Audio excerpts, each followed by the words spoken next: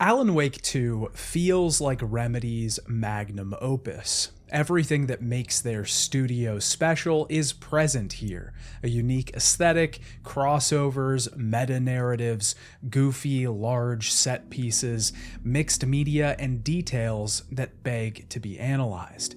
It feels like the culmination of everything that they've done so far in Max Payne, Quantum Break, and Control. Alan Wake 2 feels like the game that they were always working towards, that they always wanted to make. It is distinctly Remedy. The company's name is both informational and descriptive. It's a game that rewards the fans of their projects with small pieces of information here and there, information that expands the world and universe that they've created, but they've also made something that can be accessed by anyone and that appeals on a foundational level. The game ups the horror to a new tier that it hadn't really reached before. The first game definitely had its moments, but it was more thriller than horror. This game leans more to that horror side than before, and when compared directly to the first game, the gameplay has definitely been finely tuned. Its rough patches have been ironed out and made much more smooth.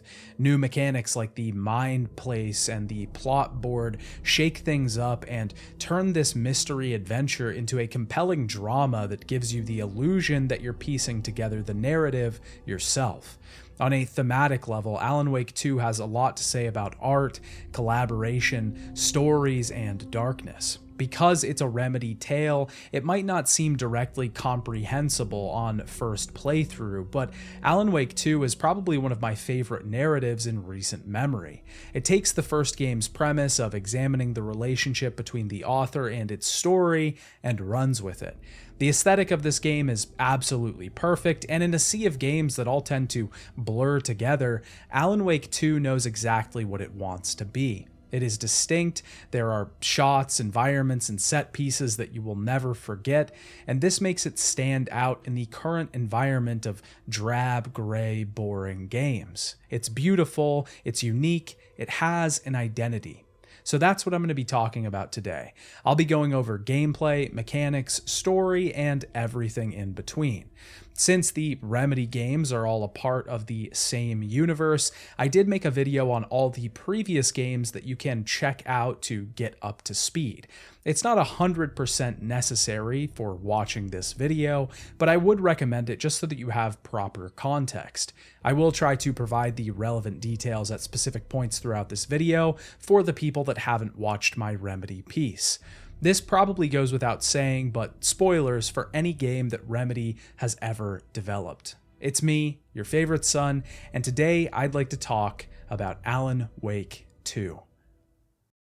Odds are if you're watching this video right now, you probably use a computer, and that computer probably has a browser. Most browsers are boring, uninspired, dull, and lack customization options to make the experience more interesting. That's where Opera GX comes in. Opera GX is not boring. With the GX mods feature, you can install tons of different packages that have themes, custom sounds, and dedicated wallpapers to reflect your personality. You can install community-created mods as well, which are custom made by the community, tailored to your vibe. These can be changed with a single click, and within seconds, your browser is entirely overhauled and changed. But it isn't just customization.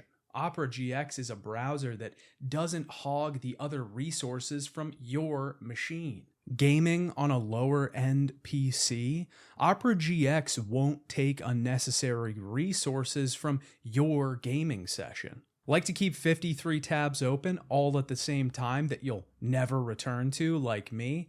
Well, don't worry. With Opera GX, you don't have to close them. You can continue gaming and keep those tabs open forever. Opera GX even has a panel that lets you adjust and limit the amount of CPU and RAM that the browser uses. Opera GX is also a great browser for gaming in general. You can stay up to date with free games, the best deals, and breaking gaming news all in one easily accessible place. If I haven't made it clear already, you should be using Opera GX. Luckily, you can do this for free by using the link in the description below. Get boring out of your life and switch to Opera GX today.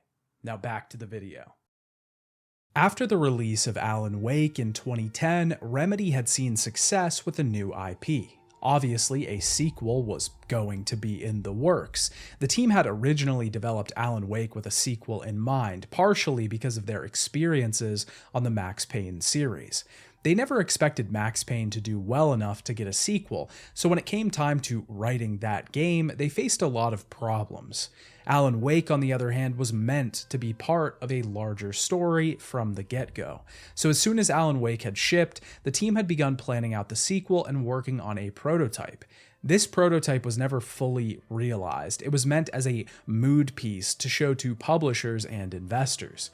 They ended up shopping the sequel around for a while, and Microsoft, who had published the first game, eventually passed on the sequel. This would lead into Remedy developing Quantum Break in a partnership with them, but Alan Wake 2 was mostly dead in the water at this point. A lot of the ideas for the sequel had ended up in the short standalone expansion, Alan Wake's American Nightmare, but an official sequel definitely wasn't in the works anytime soon. To top it off, Remedy didn't officially have the rights to the Alan Wake IP. Microsoft had owned them all the way until 2021, and after losing the rights to Quantum Break as well, the studio wanted to make IP that they had control of, hence their 2019 game, Control. Speculation remained from 2010 all the way up until Alan Wake 2 was officially announced, and many times over the years the studio was forced to make official statements confirming that a sequel to the 2010 game would not be coming. But after they regained the rights to the series, they reintroduced the character of Alan Wake in Control's final piece of DLC titled AWE. This was also the official confirmation that Remedy was creating a connected universe that would cross over and influence their other games and series. Alan Wake 2 was officially announced in 2021. Seeing as Alan had plunged himself into the dark place at the end of the first game, he was trapped there. This game would take place 10 years later and would focus on Alan trying to get out. The game was billed and revealed as a survival horror game. The first game was much more of a thriller, but the sequel would be seeking to add fear and tension to the mystery. This could even be seen in the first reveal trailer for the game, as we see a weathered and aged Alan wandering through the moody city streets of the Dark Place. Alan Wake 2 was meant to be the first official crossover game of the Remedy connected universe. It was meant to expand Remedy's current universe, but it would also turn out to be a game that was distinctly Remedy. It would be difficult to describe this game as a psychological horror game or an action thriller. The only term that really seems to fit is Remedy.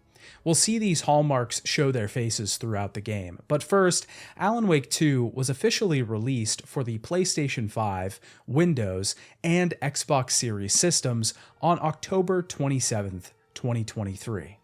Alan Wake 2 begins with a monologue, much in the same way that the first game did, except that we now see Alan himself with a strange white light emanating from his head.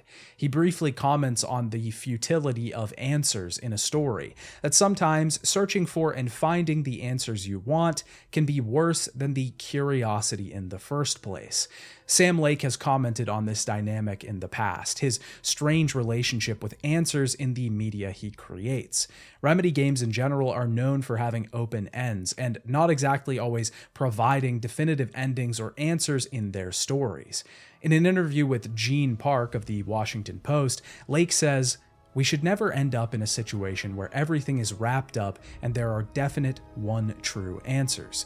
That's not interesting. That's not engaging. That's not exciting. Of course, it's a balancing act. There needs to be a map that gives you enough so you build around your theories. But I think you are only engaged as long as you have questions remaining." As with most things in this game, and Remedy games in general, this will apply to the game itself and to us, the player. Alan then talks about horror stories. In a horror story, there are only victims and monsters. And the trick is not to end up as either. But trapped by the genre, we are all ripped to pieces along the way.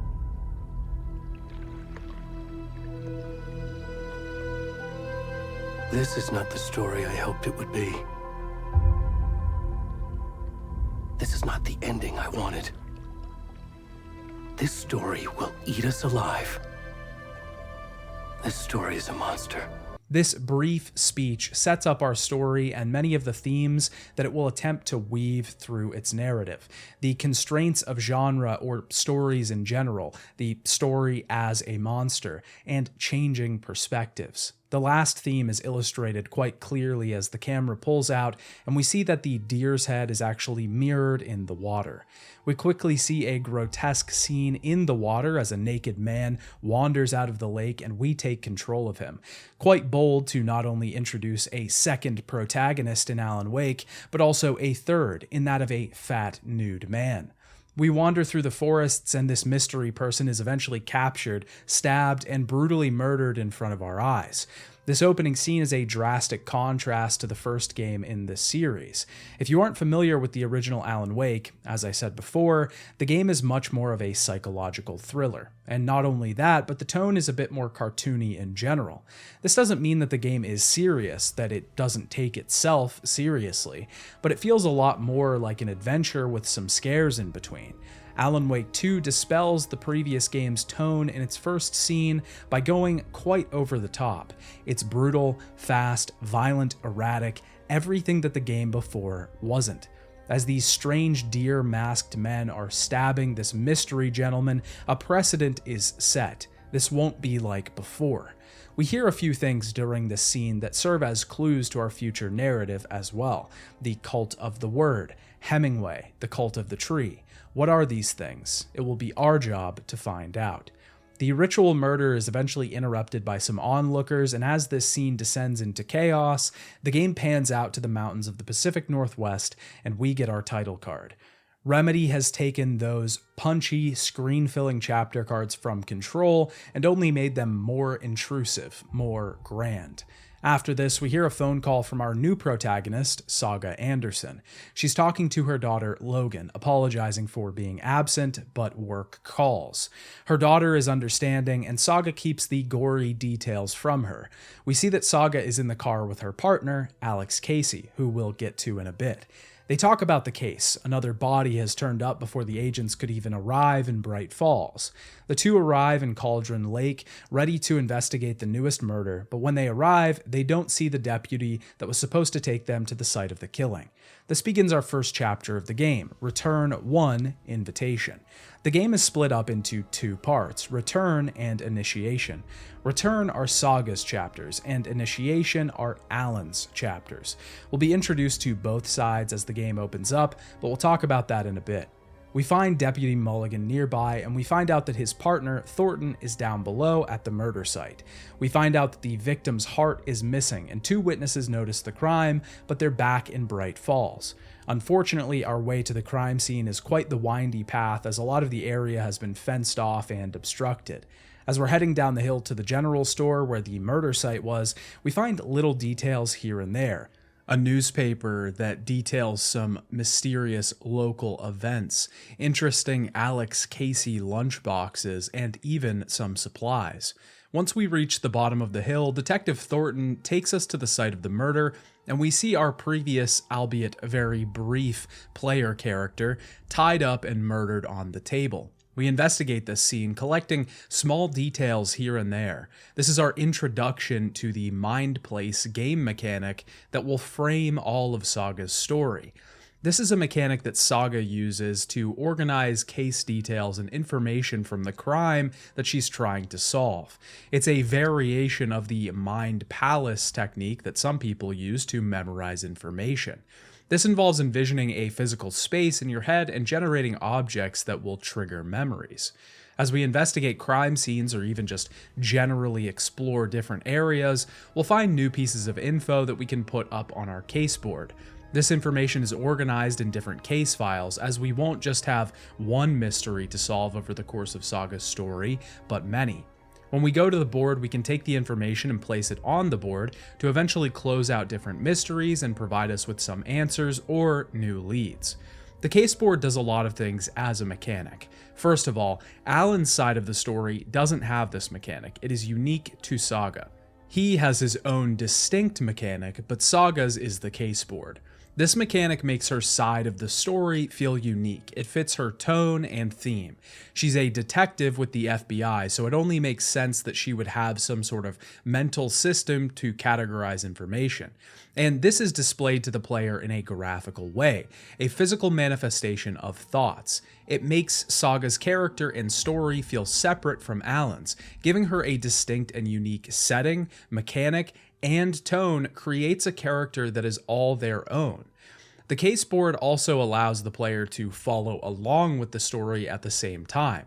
Remedy's stories are usually pretty complex, and this is because they're trying to do a lot at once. This is fine, and I think it's a unique part of what makes them Remedy, but some of their stories can be hard to follow at certain points. Obviously, you won't have much trouble following the main story of Control, Alan Wake, or Quantum Break on their own. You will be able to at least follow what happens, but the larger meta-narrative can be a bit more difficult to trace. On top of that, making a sequel to a game that came out 13 years prior is a difficult task to take on. It's not like Alan Wake wasn't successful. It's not like people hadn't played the game or weren't familiar with the characters or story, but at the same time, the game came out a long time ago, and you can't exactly expect everyone to pick up on the sequel immediately. Remedy did try to curb this by releasing a remastered version of Alan Wake shortly before the sequel, but not everyone is going to play the remaster either. To this end, Lake did state that they wanted to make the game a standalone story as well, and this is one of the larger reasons for Saga's character in the first place, so that people who haven't played Alan Wake can still have someone new to gravitate towards, a fresh face that not just new audiences will be getting to know. The caseboard is a good way to keep everyone in the loop. Not only does it put us in the shoes of Saga herself, a detective working on the case, a third partner in this little group, but it also gives the player a way to keep up with the story and review if they need to. When we begin switching back and forth from Saga to Alan later in the game, returning to Saga's story could also be cause for confusion. Allowing the player to review the files and refresh their memory is a great way to keep everything straight and ensure that the story beats hit the same for everyone. The final thing that it does is give the player agency. Saga will find nothing out unless we place pieces of information on the board. It's not always mandatory because at certain points in the story, we can move along and the board will fill itself automatically. Most of the time, the board only needs to be engaged with if the player themselves feels the need to interact with it. You can let the story auto-complete it and only interact at mandatory moments, or you can check in on it with every new piece of information. It's entirely up to you how you engage with it, but more engagement enforces player agency with Saga. It causes the player to have a level of connection with the character because we are solving the case on another level removed from just finding clues around an environment. The caseboard is a fantastic element, though it does lose some of its appeal on repeat playthroughs. Of course, there is the draw of trying to find information that you didn't on a first pass, but overall it becomes more of a nuisance rather than an advantage. As a core mechanic though, it works incredibly well for Saga's story. It also ties into the profiling system that Saga has on her side. Saga Anderson has a strange ability that she can use to help her solve cases. She can profile suspicious individuals and get into their heads. This can provide her more information on suspects or even just give us leads for new directions to head in. Saga will effectively have short little conversations with these people, gaining new details that we can then take and place on the caseboard. These are ethereal little scenes, ones that invoke Twin Peaks once again, a large original inspiration for Alan Wake. It feels like we are playing Agent Cooper visiting the Red Room to get some sort of divine intervention from the lesser-known forces of the world. This information is presented in half-live action footage, colored to match the character that is being portrayed, a distinct and uniquely Remedy aesthetic that's being presented here. The Mind Place also lets us review manuscript pages that we find, pages that Alan has written for his next novel, commercials that we see, songs that we hear, and we can upgrade weapons over time. I also would like to note that we can access the Mind Place at any time. With the press of a button, we're whisked away to this small room. The transition is seamless, with no loading screen, barely even a second of a cut to black in between. We're just there. And this is essential to making it work as well as it does. There's no wait between inhabiting a new physical space and being back in our world. It's something that would absolutely kill the system. Even if it took a full second to get there, it would suddenly be far more cumbersome than it would be useful. And the whole thing is set in a small cabin room with little details of Saga's life decorating the space. It gives this a personal and homey feel while also giving us the ability to relate to this new character more. You can really feel that the team wanted to get Saga's character right, that they wanted to introduce a new character to this world without it feeling forced or unnecessary. But Saga feels like she fits right in with not only the Alan Wake world, but the Remedy universe as a whole, and part of this is due to the Mind Place mechanic that she uses. As we investigate the body, we come to find that the victim is actually another FBI agent, one that we already know if we played the first Alan Wake. His name is Agent Nightingale. In the first game, he was on the trail of Alan Wake. He went rogue after losing his partner and taking to the bottle. His backstory was furthered a bit more in the Alan Wake Collector's Edition material and the first game's ARG, This House of Dreams. But Nightingale was officially some sort of taken at the end of Alan Wake, the strange darkness-fueled monsters that consumed Bright Falls in that project. At the beginning of this game, we see him crawling out of the water and murdered by cultists. Why was he chosen? Why was he selected? Through profiling, Saga finds out that Nightingale crawled out of the water, and this leads us to investigate Cauldron Lake, the massive caldera located nearby. As we track his footprints through the forest, we find a manuscript page. This specific page describes the actions that Casey and Saga are currently taking. This is very similar to the first game and how Alan found the first page in the forests describing what he was doing. If you aren't aware at all, the first Alan Wake game is about a writer named Alan Wake who finds out that he's written a story that has begun to unknowingly unfold in real time. Alan's words have the power to affect reality, or at least some force is causing his words to carry this power. He begins a quest to try and rescue his wife from the Dark Place, an ethereal realm that traps people inside its universe. He ends up sacrificing himself to save her, trapping himself in the Dark Place and leaving him stranded. This is the short version of it, at least, just what you need to know before we move forward. After finding the page, Saga learns that something was placed in Nightingale's chest.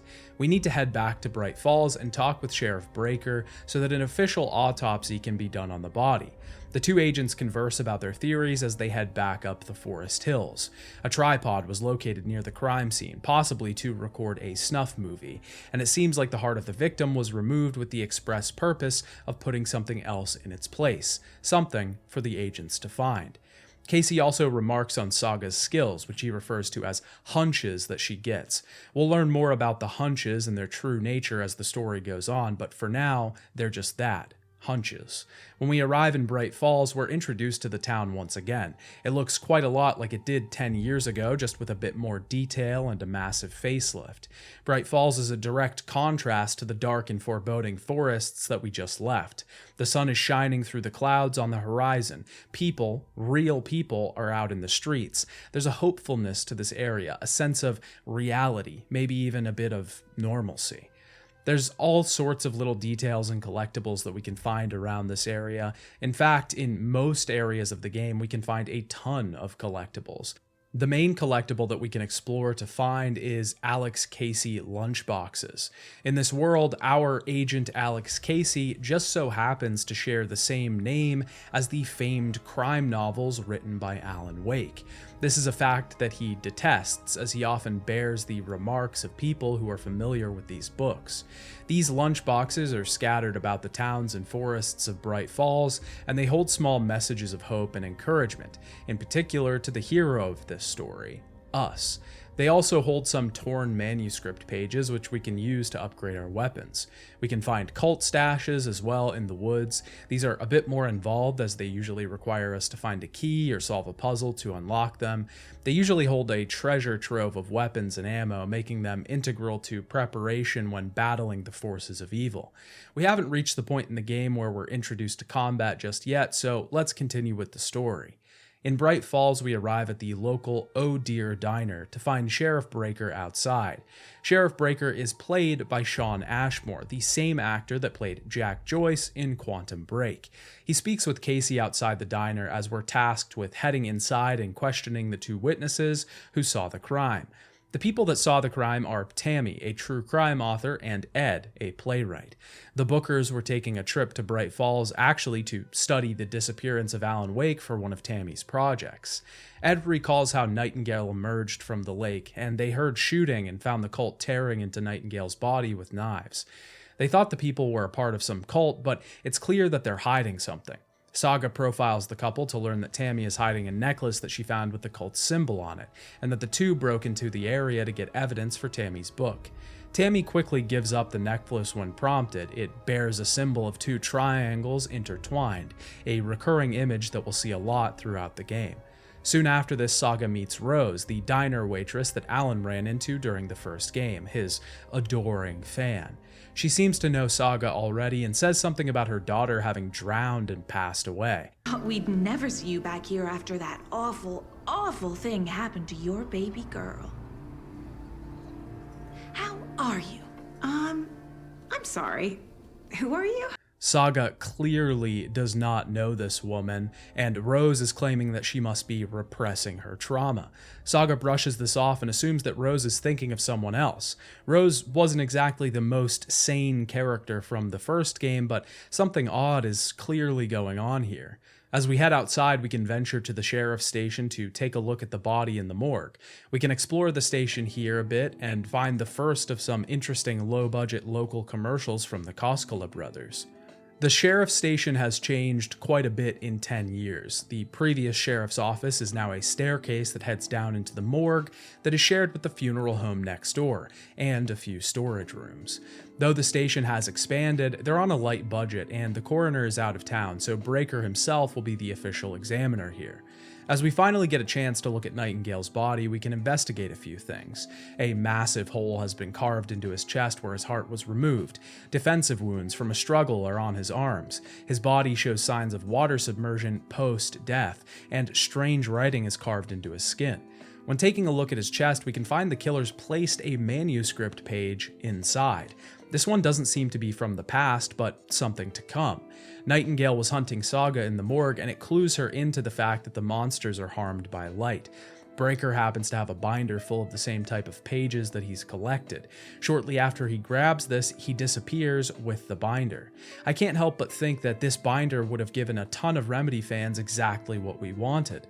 Nightingale then wakes up and asks for the clicker before tossing the deputy, Casey, and Saga across the room. The page has come true only moments after its appearance. As Saga, we have to find a moment of protection in this small beacon of light in the morgue as Nightingale stalks around the room looking for us. Once we get away, we can load the stalking dead man full of bullets as he disappears and the chapter ends. Just like the first game, Alan Wake 2 ends each chapter with a song. It's not as strict with the television show episode formula as the first game was. We no longer have recaps at the beginning of each episode, but the bones of that original idea are still there. This should feel like some sort of program that you'd see on TV. After the attack, Saga and Casey recover by trying to find out what the hell just happened. They both note that before Breaker disappeared, he seemed to expect something was coming, and that what just happened in general was seemingly impossible.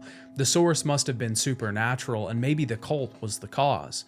The manuscript page in the morgue details that Saga would complete some sort of ritual to send the monster back to where it came from.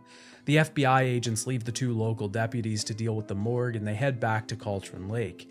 On the drive there, Casey reveals that he knows why Nightingale was here 13 years ago. He was looking for Alan Wake originally. Casey reveals that he gets nicknames because of his association with the character from the books. People call him Cold Case Casey. This was just an annoyance at first, but 10 years ago he started getting letters delivered to him. They were pieces of writing that described murders, and these murders started to occur in New York. The writing that Casey was sent were excerpts from Wake's novels. The cult he describes were actually obsessed with Wake and were committing murders from the books in an attempt to bring him back after his disappearance 10 years ago. Casey started looking into Wake on the side, and it was part of the reason that this case is so interesting to him. When we get to Cauldron Lake, we begin Return to the Heart. The page that the agents found in the morgue said that Nightingale is in an overlap. They aren't sure what that means yet, but they are about to find out.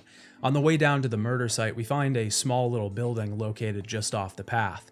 This building is actually operated by the FBC and is some sort of monitoring station for the AWE at Cauldron Lake. AWEs are altered world events, and if you played Control, then you'll know that the FBC attempts to contain and control these events and beings.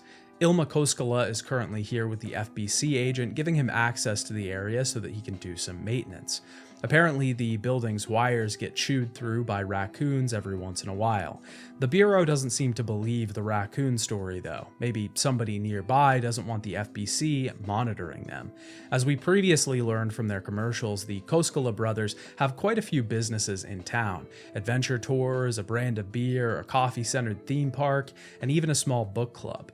They have a good amount of influence around Bright Falls and the nearby town of Watery, so they will be important characters moving forward in the story. As we get back down to Cauldron Lake, the flooding has caused a lot of the areas that we visited previously to be submerged in water.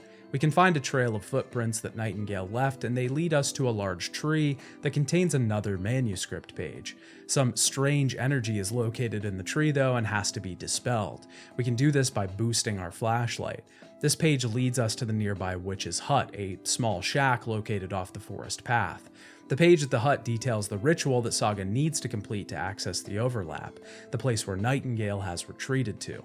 In the ritual, Saga presses Nightingale's heart into a nearby tourist information sign that talks about the local legend of the witch.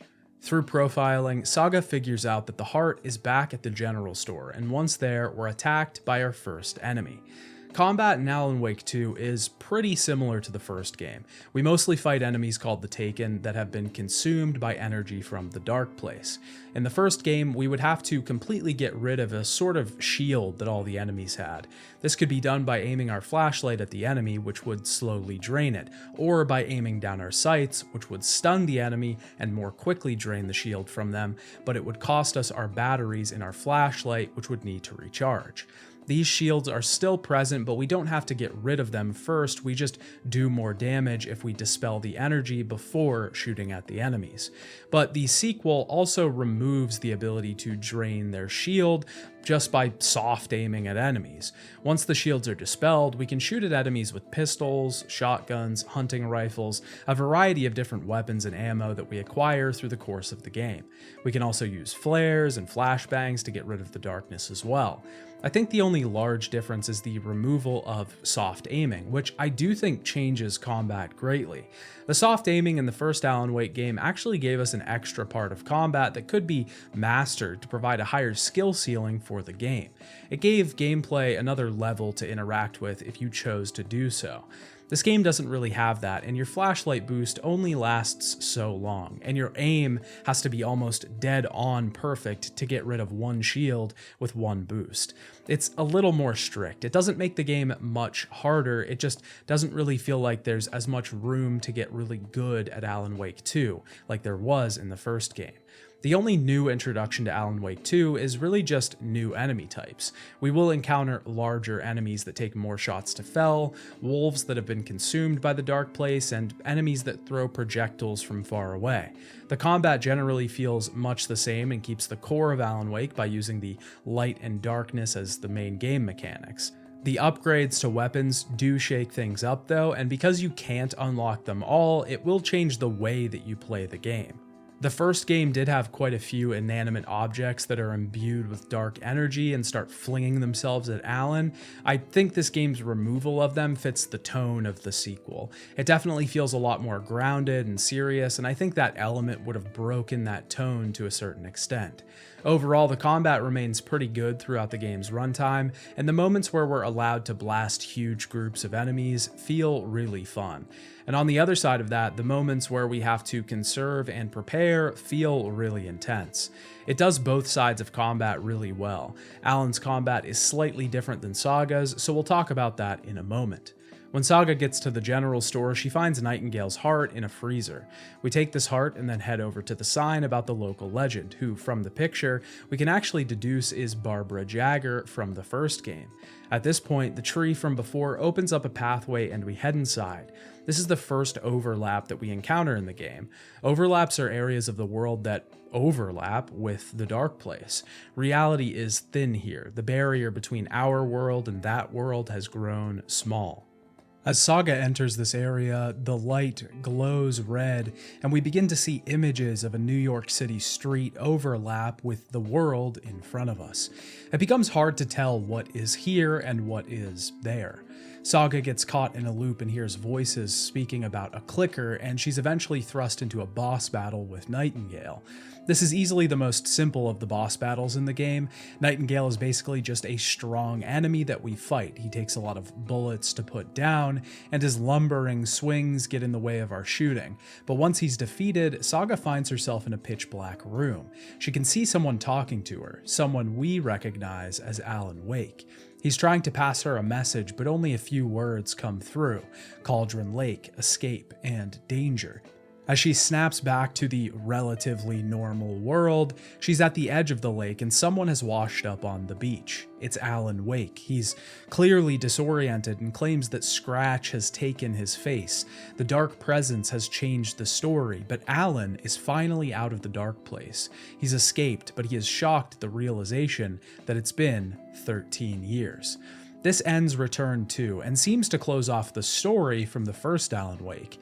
Alan trapped himself in the dark place and has spent 2 DLCs from that game, a spin-off game, and a Control DLC trying to escape the dark place, but it seems like it's finally over. Of course, Casey isn't exactly elated to see Mr. Wake, as the source of the jokes and nicknames is standing right in front of him. Casey will escort Alan back to the car, and Saga decides to head back on her own. On the way back, we can investigate a ton of different areas that are now available to us. There's a small private cabin nearby, and a larger cabin called Witchfinder's Station. We're introduced here to some strange nursery rhymes that are placed in chalk on the ground. These are small optional puzzles that we can solve for rewards. Each nursery rhyme will have small chalk logos drawn on the ground. We have to place these dolls on the logos to fit the nursery rhyme on the paper. As a reward, we will get a charm. We can equip 3 charms at once, and each will slightly change our gameplay, either improving our abilities with shooting, giving us extra lives, more health, etc. But the rhymes have something a little more mysterious behind them. Throughout the game, we'll be able to piece together who is behind these mysteries. It's quite clear from the beginning that someone is monitoring them based on the myriad of equipment surrounding each of the puzzles. But getting access to different computers, memos, and other buildings will show us that the rhymes were the source of an FBC project to monitor whether the rhymes could have an effect on the world around them. Because Cauldron Lake has already turned Alan's fiction into reality, it must be an AWE with some sort of ability to turn any fiction into reality. Saga eventually heads back to the car in the interest of taking Wake back to Bright Falls for questioning. On the way back, she talks to her daughter Logan, who recently fell and got hurt. She had a slight concussion after falling in the shower. Saga remarks that Logan could have drowned. Clearly, what the waitress said back at the diner has gotten into Saga's head. Back at the lodge in town, Saga and Casey begin talking to Wake, who is clearly distressed after returning to the real world. He thinks that the dark presence is after him, trying to track him down and get him back to the dark place. Wake is still reeling from the revelation that 13 years has passed since he went to the dark place. He's lost a lot of time there, time that he won't be able to get back. The manuscript they've been finding pages from is called Return, and the writer's name, Alan Wake, has been scratched out. Alan isn't even sure if he was the one that wrote the document, but as he notices a puddle of sludge in the janitor's closet, we're whisked away to his time in the dark place. This begins the first chapter featuring Alan as a playable character, effectively the other half of the game. As I said before, Alan's chapters are titled Initiation, and this begins Initiation 1, Late Night. Alan wakes up in the green room of a talk show studio only to see himself being introduced on the program on the television. As we interact with the screen, Alan is on the show and we're watching. The program is called In Between with Mr. Door. This is where Remedy's mixed media aesthetic fully comes into play. Remedy has always flirted with live action footage in their games, and they've always tried to use it to their advantage.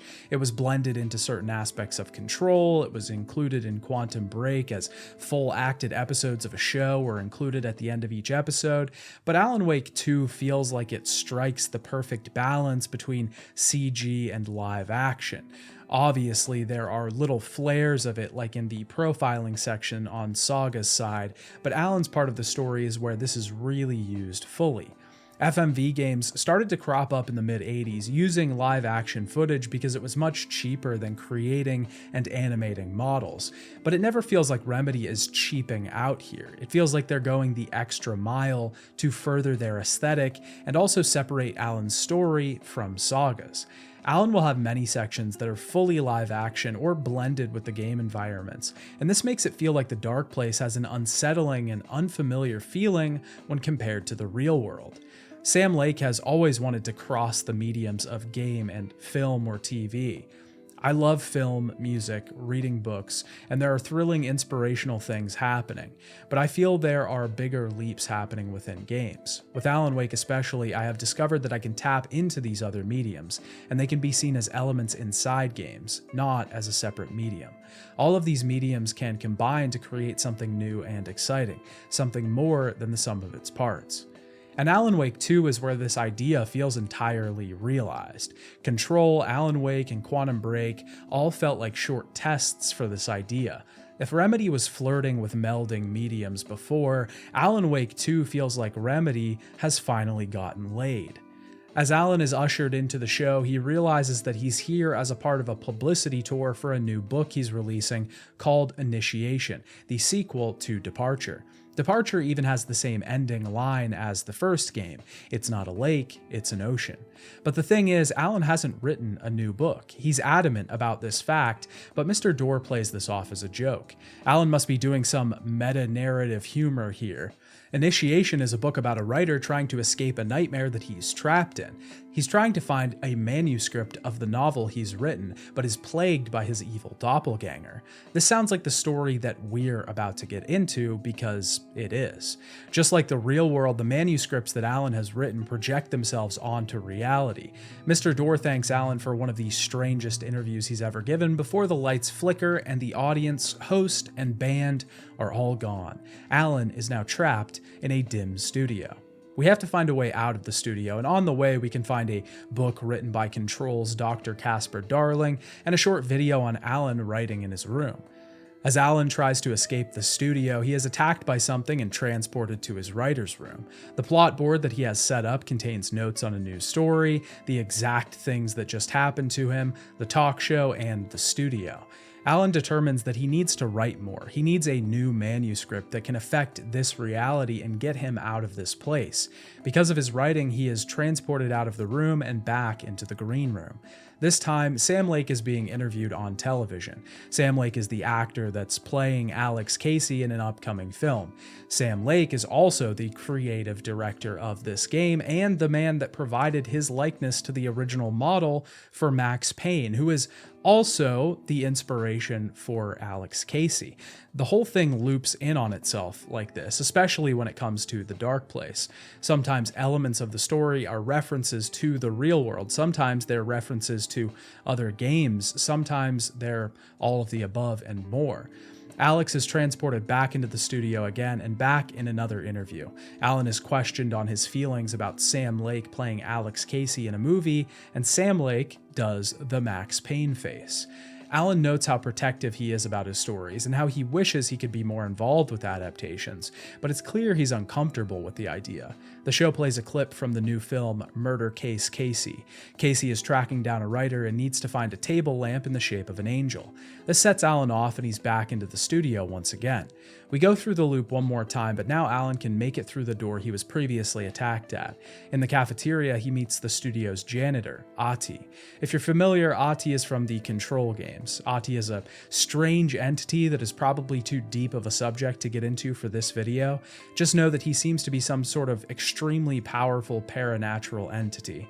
The FBC has tried to investigate him but has come up empty-handed.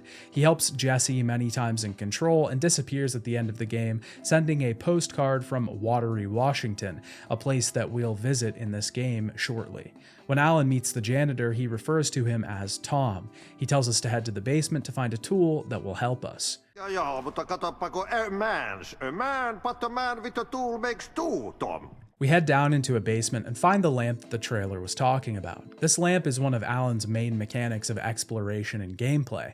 Using the lamp near an interaction point will pull a nearby light into the lamp. Removing a light from a point will change the surrounding area. Oftentimes, this will create a new way forward, either opening a door or removing obstacles that are in our way. We can do the same thing by placing lights at interaction points. Once again, this sees Alan using light to his advantage, not only in combat, but in exploration as well. Light is the way forward, especially in the dark place. The lamp allows us to progress in the studio and eventually find a wall of TVs, one of which contains a short film of Alan in the writer's room. The lamp is the original source of the clicker. It contains power. It's an object that has some sort of potential. Alan has written many stories to try and escape this place, but it hasn't worked. Regardless, he has to keep trying. But how do you open a door that's not a door? At the bottom of an ocean, that's not an ocean. And a lake, that's not a lake. This is the end of the first chapter in Alan's story, Initiation. Alan can now carve a path out onto the streets of New York City. This is our new environment. A shadowy version of the infamous town has been warped and filled with shadows by the dark place. It almost feels like Alan's own personal hell, a place that was meant to torment him. A bustling city as a backdrop, but no humans inhabit this familiar home, only ghosts. Alan answers a payphone nearby. A mystery voice tells him to watch out for the shadows. He needs to go to the subway station. The voice tries to tell him something they've been working out, but cuts out before it can finish the thought. Alan finds a subway card on the street, and we have our way forward. This begins Initiation 2, Casey. Alan heads down a nearby alleyway and finds a man in the shadows. Alan at first thinks it's Sam Lake, the actor playing Alex Casey, but we quickly realize that this is the actual Alex Casey, the character that Alan has created in his novels. Now, once again, just to put out the level of meta-narrative that's going on here, Alan Wake is in the dark place, in a story that he's written, talking to a character that's modeled after Sam Lake, the director of the game, and the original face of Max Payne, voiced by James McCaffrey, the original voice of Max Payne. Was Wake their leader? Had he written it? How far would he go to create a perfect work of art? It is effectively Max Payne, especially since the character of Alex Casey was a Max Payne reference in the first place. It is basically legally distinct Max Payne because Rockstar owns the IP at this point, introducing Max Payne officially into Remedy's universe. But this scene also has another element. Casey is looking for the manuscript of a novel, and Alan can see Casey's thoughts. He's wondering if Alan is the leader of the cult he's tracking down, if he's created all of this with his writing. He rushes off into an alley to investigate a noise. When Alan gets there, he finds Casey dead, leaning against the wall. He displays some level of hatred for Alan, for writing this again and again, for killing him over and over. This scene exists on another level. It isn't just a meta-narrative full of references, it's also the creator speaking to his creation physically. But the creator is also the creation, and the creation is also the creator. And around the loop goes, Ouroboros in its full form. This also speaks to one of the larger themes of the game. Where does creation begin and end? Where does creator begin and end? Are creator and creator creation inseparable, or do they exist apart? Casey dies in the alleyway, and Alan gets his revolver and flashlight. This is our first introduction to combat in Alan's side of the story. It's very similar to Saga's combat, shields and flashlight boosts and weapons and all that. His collectibles and upgrades are slightly different though. Instead of finding manuscript pages to upgrade his weapons, Alan will find words painted on the walls in ink that can only be revealed when the flashlight is shined on it. These words are all a part of different categories, providing us small upgrades to combat in gameplay. We can do more damage with certain weapons, more health in general, or take down shields from enemies quicker. Again, we can't gain all of these, so our choices here will influence how we play the game when it comes to combat. There's a lot of differences in Alan's story and Saga's. It's clear that the two are meant to be polar opposite in tone and style. The whole game is definitely more psychological horror than the first game, but the focus on Alan's story is definitely much more on the psychological horror end than Saga's. Saga feels more like a mystery tale, like Seven or True Detective, where Alan's story feels like a horror movie. We stalk empty streets filled with shadows. The aesthetic is much deeper here, full of bright colors and neon lights. Saga's story could be described as interesting, while Alan's is much more terrifying. And this is a reflection of the Dark Place itself. You'll notice that the points with the largest presentation of colors and unrealistic aesthetics are the ones that feature the Dark Place. When Saga is profiling, characters are draped in color. When Saga is entering an overlap, the scene is blasted with red. Alan experiences this all the time because he's actually there. He's trapped in the Dark Place. Alan eventually heads to the subway station to attempt to find out more about this mystery. When we get to Caldera Station, Alan finds an echo. These are another Alan exclusive mechanic where we must line up a small black sphere with a white one, light and dark again. Once it creates an eclipse, we trigger the echo and see a small scene, usually of Alex Casey either monologuing or speaking to someone else. These small scenes will give us a plot element that we can use back on the plot board. We can select scenes, which are very specific areas that we come across in each location. We can then apply these plot elements to the scene, which will change the scene to fit the plot element that we found. For example, the first one that we find is a small scene of Alex Casey going after a missing FBI agent. When we change the scene, it opens a way forward so that we progress. It's reflecting the journey of Alex through this specific scene. Later plot elements will be far more drastic, like finding an echo that details a murder cult, and then adding it to the scene will change it to a sacred altar bathed in red light and ritual sacrifice. This mechanic, just like Saga's caseboard, is specific to Alan. It is a reflection of how Alan's stories change the world, how he's using plot elements, art, and creativity to project his ideas onto the world. This, of course, isn't entirely linear. We can use it to explore and find different collectibles in the environment as well. It's also just fun to sometimes try out different plot elements to see how it will change the current scene. It's sometimes a completely aesthetic extra to find, but it's still a really nice touch. As Alan follows the blood trail into the subway, we find echoes of a cult that worships Alan Wake, the Cult of the Word. Eventually, Alan stumbles upon Tim Breaker, who was sent to the Dark Place when Nightingale came back to life. Apparently, Breaker and Alan have met before at some point, but Alan doesn't remember it. But how did Breaker get here? Isn't this supposed to be before Saga's story? Maybe time doesn't advance the same way in the Dark Place as it does in the real world. Maybe it's all backwards and forward, or happening all at the same time. Breaker has been developing a map of the Dark Place, something that will help us greatly.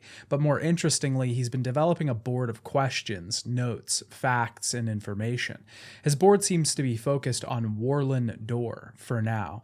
The TV host that we saw before is actually something larger than just a host. He can actually bring people to the Dark Place. Breaker lost his memory when he got here, and he theorizes about aliens, dreams, and UFOs, but something even more interesting is the note about the red-headed woman. This is clearly a reference to Jesse Faden from Control, but maybe not that character specifically. Courtney Hope, the actress for Jesse Faden, also played Beth Wilder in Quantum Break, a character that had great significance to the main story and the main character, Jack Joyce. Is Breaker possibly remembering her from another reality, or is he just seeing Jesse Faden herself? Who knows just yet, but for now, this board is good and useful information for Alan. We head deeper into the subway to find another video of Alan speaking and writing. He is having trouble controlling the dark place, but he knows that he needs to get to the murder site. It will be able to lead him further out of here. We eventually get to an overturned subway car, one that can be manipulated with a plot element about the cult trapping torchbearers inside and burning them alive. It's pretty brutal and displays the M rating that Remedy obtained for this game, if the nude man being ritually murdered in the prologue sequence already didn't. Alan eventually gets through the subway by manipulating another scene at a station register to turn into a full maroon-bathed ritual sequence. We use the new plot elements on the collapsed tunnel, but because Alan is getting too close to the truth, or the exit, the dark presence arrives to chase him away. We have to outrun the thing in a pretty tense scene as it rips and tears through steel and stone. When we get to a safe room, we can head back to the tunnel and finally make it to the murder site. Here we see an overlap, witnessing the place that Saga found the overlap in the real world. Alan finds Nightingale's body and heart, but suddenly we see the same conversation that we witnessed during Saga's chapter, but from Alan's perspective. He was trying to tell her that he was trapped under Cauldron Lake, that he was trying to escape and making progress, but that the dark presence was trying to stop him. Of course, Saga didn't get the full conversation, but it seems to have brought Alan closer to home, as Parliament Tower appears in the city center, the place that Alan lived in.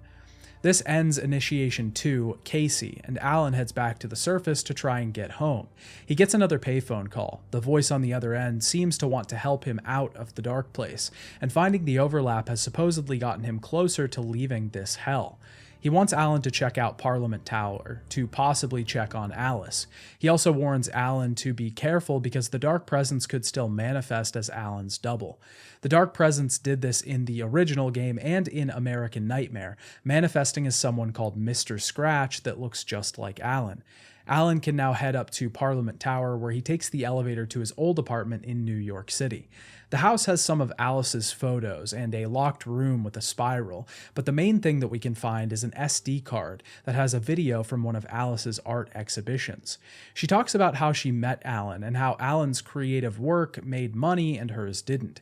She took photos for his work, but she wanted to pursue her own endeavors. After Alan hit a wall with his writing, he became a bit meaner and more cold. She then recalls the events of the first game, how she set up a meeting with Dr. Hartman in Washington who could help him with his writer's block. And then Alan allegedly drowned. His body was never recovered. But 6 years ago, she started hearing things, voices, typewriter sounds. She thought this was Alan haunting her. She details how things got violent, and this was probably Mr. Scratch. She started monitoring her apartment with sensors and began taking pictures of the monster to debut a new art exhibit called The Dark Place. We can interact with the screen to see something from the exhibit, a snarling Alan in the dark. Alan is then back in the writer's room. Another version of him was writing Initiation, but it looks as if he's been shot and his manuscript has been scratched. The dark presence invades once again and the chapter ends. We then hop back to Saga's story, back to the lodge where Alan is being questioned. Saga recaps what Alan told them, that he was trapped in the dark place, but with his release, Mr. Scratch, or the Dark Presence, has gotten out as well. He's going to try to change reality at Deerfest in a couple of days. He's rewritten Alan's story and everything is coming true at once. Scratch is looking for the clicker, a magical item that Alan used to save the day in the first game. Saga and Casey want to know why they're written into the story. Alan believes that they were there to reach out to him, to help him, but including Saga and Casey into the story could be happening as a way for Scratch to hurt more people. Through profiling, Saga finds out that Alan is hiding manuscript pages that he has. He was keeping them as a secret because he wanted to know what was coming, but he offers them up willingly. The page details that Saga heads to Watery and visits the trailer park there, finding the clicker that the Cult of the Tree currently holds in their possession. At this point in the game, we can actually switch back and forth between Alan's story and Saga's story at will. If we want to complete half of Saga's chapters and then switch to Alan and complete all of his, we can. There will be a certain point in each of their stories where the game will stop us and save the final chapter of both Saga and Alan's story until the end. But for the rest of the game, it allows us to approach it at our own pace. I really love this mechanic, and I think that it allows players to approach the story in the way that we choose. Completing all of Alan's story and then all of Saga's, or swapping back and forth the entire time, are wildly different experiences, and I think that it encourages replayability. It also creates a different impact or a different effect depending on the way that you play it, even if you don't choose to play the game a second time.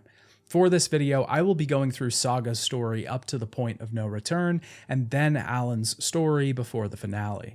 With the new manuscript pages in hand, Saga heads out to the small town of Watery to find this trailer park and hopefully the clicker.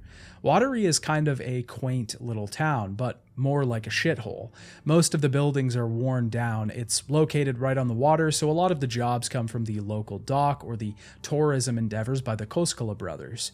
There's a trailer park off at the end of town and a lighthouse up on the hill, and a large part of the population here are Finnish immigrants or descended from them. Ahti is even singing a song in the main hall of the town when we arrive. Okay then. Catchy tune.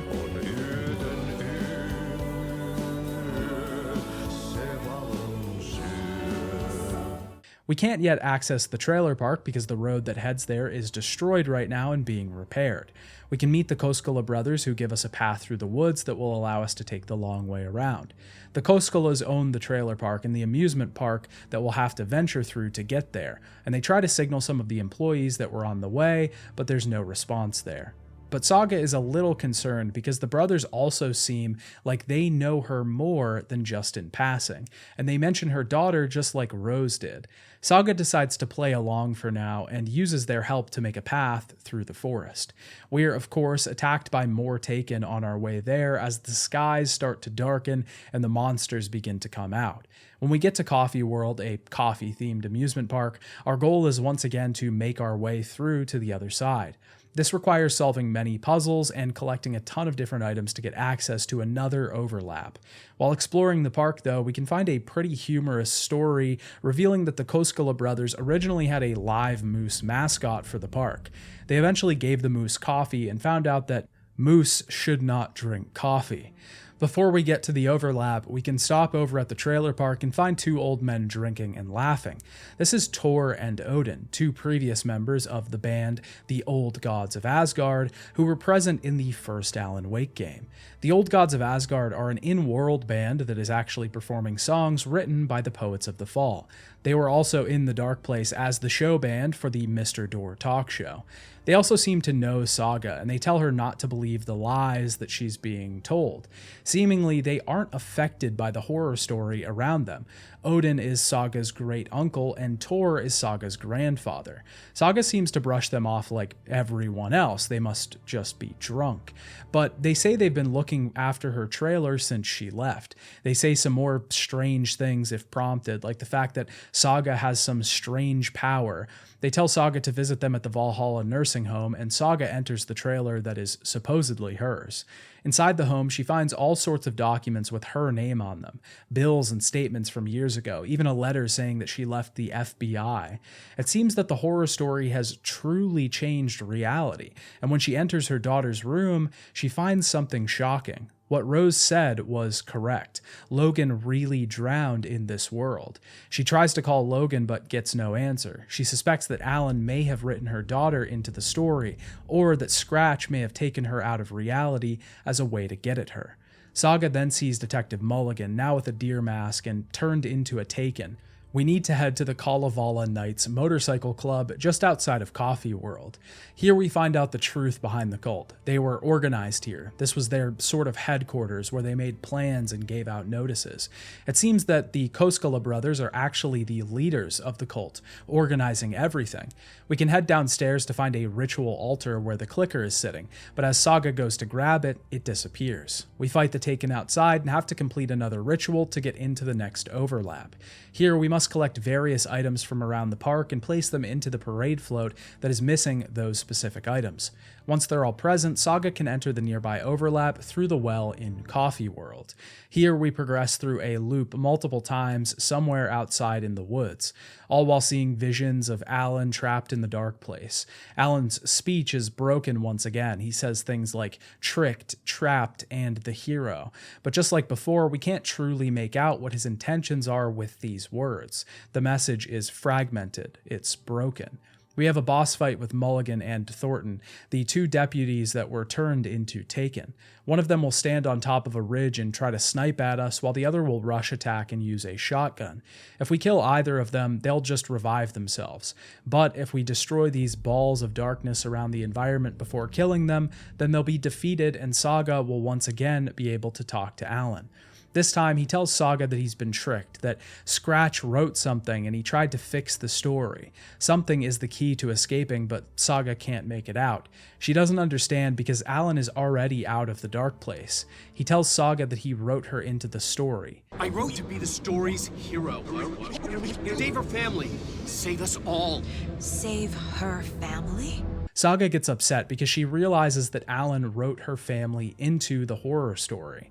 This is a complicated feeling for Saga. From her perspective, Alan isn't viewed the same way that we view him. We know that he's a protagonist, a good guy that's trying to do what he can to get out of the dark place. But to her, he's just another person in this case. And just in the same way that Alan would thrust himself into the dark place to save Alice, Saga would do the same for her daughter, for her family.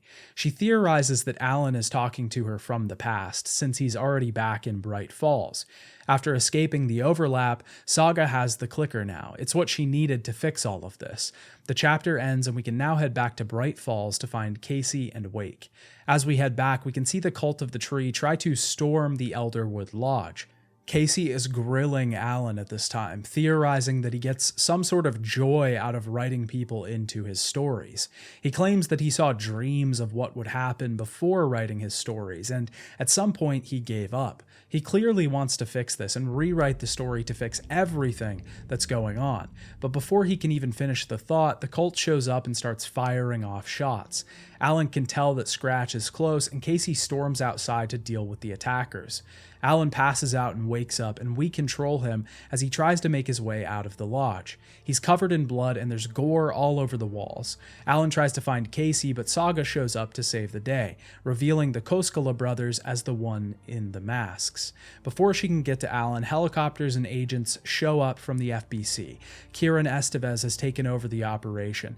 The Bureau of Control is in charge now and is taking Alan in on paranatural crimes. Saga chooses to not give them the clicker. It's too important to the situation. Casey is still missing, unfortunately. Now it's time for Saga to go rogue. She needs to save her family from this story, and things have become much more personal for her. Something I'd like to point out that Remedy does really well is tying in other games to their story without being too overt. Like I said before, this game ties in pretty heavily to Control, but it's not like Jesse Faden is popping up every 10 minutes while we wander around the oldest house. It feels strange to call this a crossover game because it really just feels like these things realistically take place in the same world. It just feels like these events naturally happen and the story unfolds as it would if the FBC existed in this world. It never feels forced or unnecessary, it just feels natural and smooth. I think this makes things more satisfying in general. Remedy tends to toe the line, and maybe sometimes this can actually feel like the opposite. It can feel unsatisfying because it can feel like they aren't taking the idea the whole way. But I think that's just a result of the multiverse culture that media has trended towards. And that doesn't mean that Remedy is a stranger to fan service. Ironically enough, they later introduce a multiversal concept in their world, and it feels a lot more fun than any other properties that attempt to do this same sort of thing. This is probably in due part to how Remedy tends to blur the lines between reality and fiction. Like with the Alex Casey scene in Alan's story, it's hard to tell where our world, the game world, and the dark place begin and end. It's all blurred together, it all blends, and it's less about establishing those lines and finding them, and more about enjoying the ride while you're on it. And yet again, this is all distinctly Remedy, something that feels like they're the only ones doing in this medium. Saga decides to head to the Valhalla nursing home to speak with Tor and Odin, as they might have more information on the clicker and how it can be used to help this whole situation. Now that she's not on the case anymore, Saga can pursue this investigation off the books. When we arrive, we find Rose, the waitress, who also happens to work here as a caretaker. She claims that Tor and Odin can't see anyone today, that they need to rest, but something seems suspicious. She eventually lets Saga in when she requests to talk to some of the other guests. We can see how Rose's Alan Wake love collection has developed to include news articles and pictures. We can also talk to some of the residents to learn that Tor and Odin got in trouble because they were too drunk and smashed the phone with a hammer. Ahti is the janitor here as well, but the real goal here is to get into the wellness center. Odin can be found upstairs, but he's asleep right now, seemingly not doing so well. We can profile him to talk to him, where he reveals that all of the Andersons have the powers that Saga does. They all have some sort of ability to tap into people's minds. It's worth noting that when we talk to the Andersons, they actually take Saga's place at the table, noting that they can control the conversation too. Odin doesn't want to reveal too much about the truth. He wants Tor to tell her himself. Apparently he's in trouble and is being kept in the wellness center. The darkness is trying to overtake him. Cynthia Weaver has something to do with this as well, the woman that camped out at the dam in the first game and gave Alan the clicker. Odin also gives us a brief description of the clicker, that it amplifies creativity's power to affect the world. It can be used to change the story that is changing their universe. Saga heads through the wellness center, tracking Tor as she finds traces of him. As the nursing home starts to turn to night and be overrun by Taken, Saga gets through to Rose. She finds out that Rose thinks she's been communicating with Alan Wake, and that she's the one behind the lunchboxes hidden in the wilderness. She didn't know who the hero would be, but clearly it's Saga, and she locked Tor in the wellness center. She gives Saga a manuscript page and the key to get to Tor. The page describes the next ritual to get into the overlap, the place we need to visit to rescue Saga's grandfather. Saga needs to find an Old Gods of Asgard record and play it on the jukebox. This can only be done once we get into Cynthia's room and once we travel into the basement, finding some strange articles on a filmmaker named Thomas Zane who looks just like Alan. Cynthia has been taken over by the dark place, and the tub in her room holds one final page. We can head into the overlap, defeat the Cynthia boss, and finally talk to Alan once again.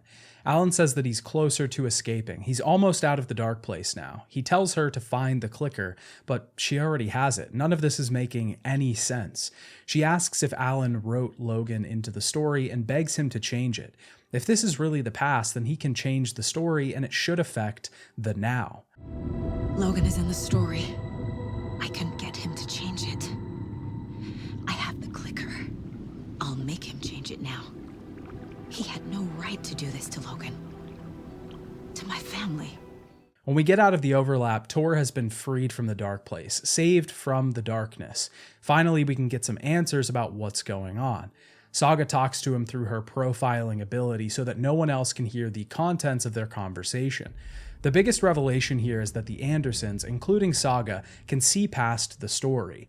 They are not confined to the bounds of the horror story that Alan has written.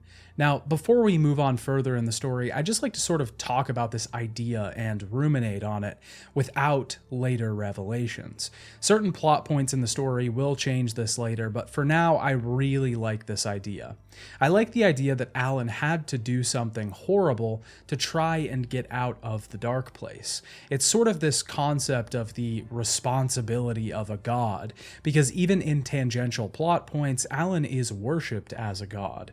The cult of the word and the cult of the tree both lift him up to a higher level. They put him on a pedestal, and this is because to regular people, he basically is a god. He can manipulate reality with his words. His books become Bibles and revelations to the ones that walk the earth, the ones that live in these stories. But not all gods can be wholly just. What happens when a god confines themselves to the rules of the realm that they inhabit, when they must sacrifice others for the greater good, or to save themselves? This sort of changes as the story moves on and as the reveals and plot twists come rolling in, but for now I like this idea, because it also gives Saga some sort of agency, that she can't be affected by the story herself, but things around her can be, and it also makes us not trust the world, which feeds more into the horror. Where does this story begin and end with Alan? What are its bounds? How far can it go? I feel like the omnipotence adds to this fear, to the level of power that Alan actually has over the world. Tor gives us some answers on this. Saga was not written into the family. She was a part of the Andersons from the beginning. Alan can't write them out or change their world. Tor also explains why Saga isn't aware of him. He was a bad father to her mother, and Saga's father wasn't the best guy. Tor was ostracized from the family, but he regrets this now and apologizes to Saga for not being there. Saga's mother also wanted to protect her from the powers of their family, so she hid her from it. The important thing here, though, is how we're going to rewrite the story. We need the clicker, which will amplify the powers of nearby art and creativity. Alan will need to rewrite the story, and we will need to use the clicker to amplify its power. The only problem is that the FBC still have Wake held in custody, so we need to head back to Bright Falls to get into contact with him. We can make a new path back through the woods to get there. Also, since the flooding in Watery and Bright Falls has disappeared, we can now investigate some other areas that were previously inaccessible.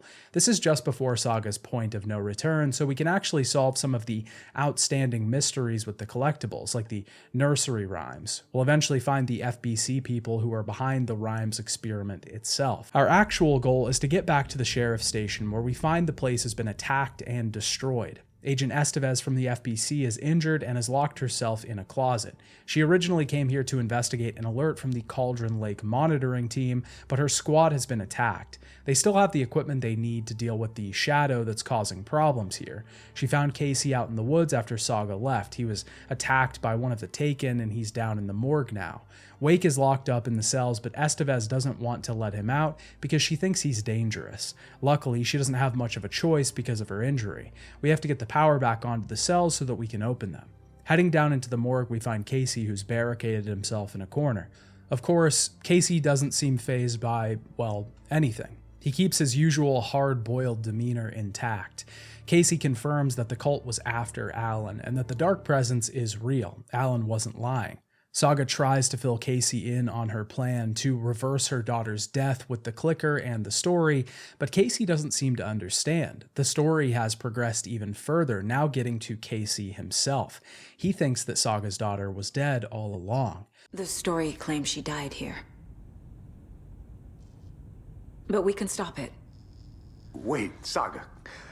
What do you, Logan is gone. After this conversation, we get the power back on and head to the cells.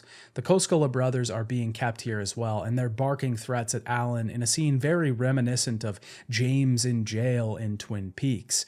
Alan tries to warn Saga that Scratch is coming, that he needs to get out of the cell. Saga decides to give him the clicker. It's the only way that she can save her daughter, the only way that the story can be rewritten. Before she hands it to him, something happens. The Koskela brothers notice a change in Alan, and they become aggressive. They warn Saga to not give him the clicker. Alan suddenly teleports into the next cell and kills Yako in a split-second flash. He rips a bar off of the cell, and it's clear that this isn't Wake, but Scratch, and it has been the whole time. Saga runs outside behind the sheriff's station, and we have a boss fight with Scratch. We have to use the FBC equipment in the back to destroy Scratch and the Dark Presence. We use these FBC devices to power the lights in the area and generate enough of it to push this great power off. Once we do this, Scratch is weakened and is forced to retreat. Thankfully, he doesn't have the clicker, but it seems like everything we thought all along was incorrect. The Alan Wake that we found was not Alan Wake, it was Scratch, or the Dark Presence all along. He tricked us, and the real Alan is stuck in the dark place. With this reveal, Saga needs a new plan. She rejoins with Casey and Estevez to figure out what they can do next to fix this whole thing. Estevez gives us access to the classified FBC documents on the situation, as Saga is temporarily deputized into the FBC. We can find out from the files that the cult knew about Scratch and didn't trust him, and also that Alan Wake wasn't the first person that the Dark Presence disguised itself as. Saga also finds out that Cauldron Lake is a gateway to the Dark Place. Saga can even profile Scratch at this point, and he's strong enough to even try and take over her mind place. Talking to Tor can give us a pathway for a new plan. He tells Saga that she can use the clicker without Alan's writing. She won't be able to change the story, but if the clicker is used with a different kind of art, it can change something besides the story. This means that the clicker could be used to bring Alan out of the dark place. It just so happens that Saga knows the perfect people to make a powerful piece of art, strong enough to bring Alan out of the dark place. Her family, the old gods of Asgard. Saga calls Tor and Odin. She needs a song that can bring Alan back. We head to Cauldron Lake, and on the way we hear Saga's husband blaming her for Logan's death. She's lost everything at this point. The horror story has completely ruined her life, but it's also given her a reason to fight. When we get to Cauldron Lake, Tor and Odin are making their way to the beach. Down here, Estevez has set up a huge assembly. There are massive crates full of ammunition. The old gods of Asgard, Tor and Odin, are placed on top of a bus ready to play a rockin' track, and Casey is posted up on the hill, ready to shine light down on the shadows. This is our last battle against the Taken as Saga. Here we have to let Tor and Odin play their song while we defend them from the Taken that try and attack. It's a pretty epic scene that oozes Remedy style from every direction. A Poets of the Fall song playing in the background. We get free reign to destroy the Taken enemies and blast them full of shotgun shells. At the end of this sequence, something appears in the water, a rift to the dark place. Saga uses the clicker here to try and bring Alan back from the dark place, but it doesn't work. It should have worked. She had everything she needed. The old gods of Asgard were making art, and Saga used the clicker to make it real, but Alan is nowhere to be found. So what happened? Well, this is the last piece of Saga's story that we can play before the finale of the game. Both stories will have their points that they dead end at before the climax of the game is reached, and this is Saga's. This means that we have to play Alan's story up to this point before we can reach the end of this tale. Before we move on, I'd like to recap a bit of Saga's story. Saga initially came to Bright Falls to investigate a murder. Obviously, this was all wrapped into Alan's tale, and she found Alan on the beach after defeating Nightingale. It seemed like Alan had been transported here from the Dark Place. This was revealed to actually be Scratch and not Alan at all, which explains why the room was covered in blood after he passed out in the lodge. Alan had written Saga into a horror story and involved her family to give her a reason to rescue him. Now, of course, this is only half of the story, and going through Alan's tale will reveal the answers that we seek, but this is really a story about perspective. Just as we saw at the beginning, we're only hearing half of the conversation. We couldn't understand what Alan was saying during the overlap scenes, and once the other half of that conversation was revealed, things became a lot more clear. But Saga as a character was really created as someone that the audience could relate to. In particular, the audience that wasn't aware of Alan Wake before this game. Obviously, Saga herself isn't aware of Alan Wake, but it's also a character that fans aren't used to, aren't aware of. And this brings the meta-narrative back into perspective. Alan wrote Saga into the story as a way to save him. The writers of Alan Wake 2 wrote Saga into the story to save Alan as well, and to bring the sequel to more people. She is the hero of the story because Alan needed a hero to rescue him. This is also a subtle play on the princess in distress trope, but Alan is filling this role this time. Alan isn't completely helpless though, he's working to get himself out of the dark place as well, because there are so many questions unanswered, and because this story isn't quite done yet, let's talk about the second half of the conversation. Alan Wake is writing a new draft of Initiation. He needs to try and help Alice because Scratch has been terrorizing her, like we saw at the end of his previous chapter. Alan is back in the TV studio once again, watching from the green room. Alan expects this loop this time. He knows what he's looking for. He's going to pop into the TV and be on the talk show with Mr. Door, but that isn't exactly what happens.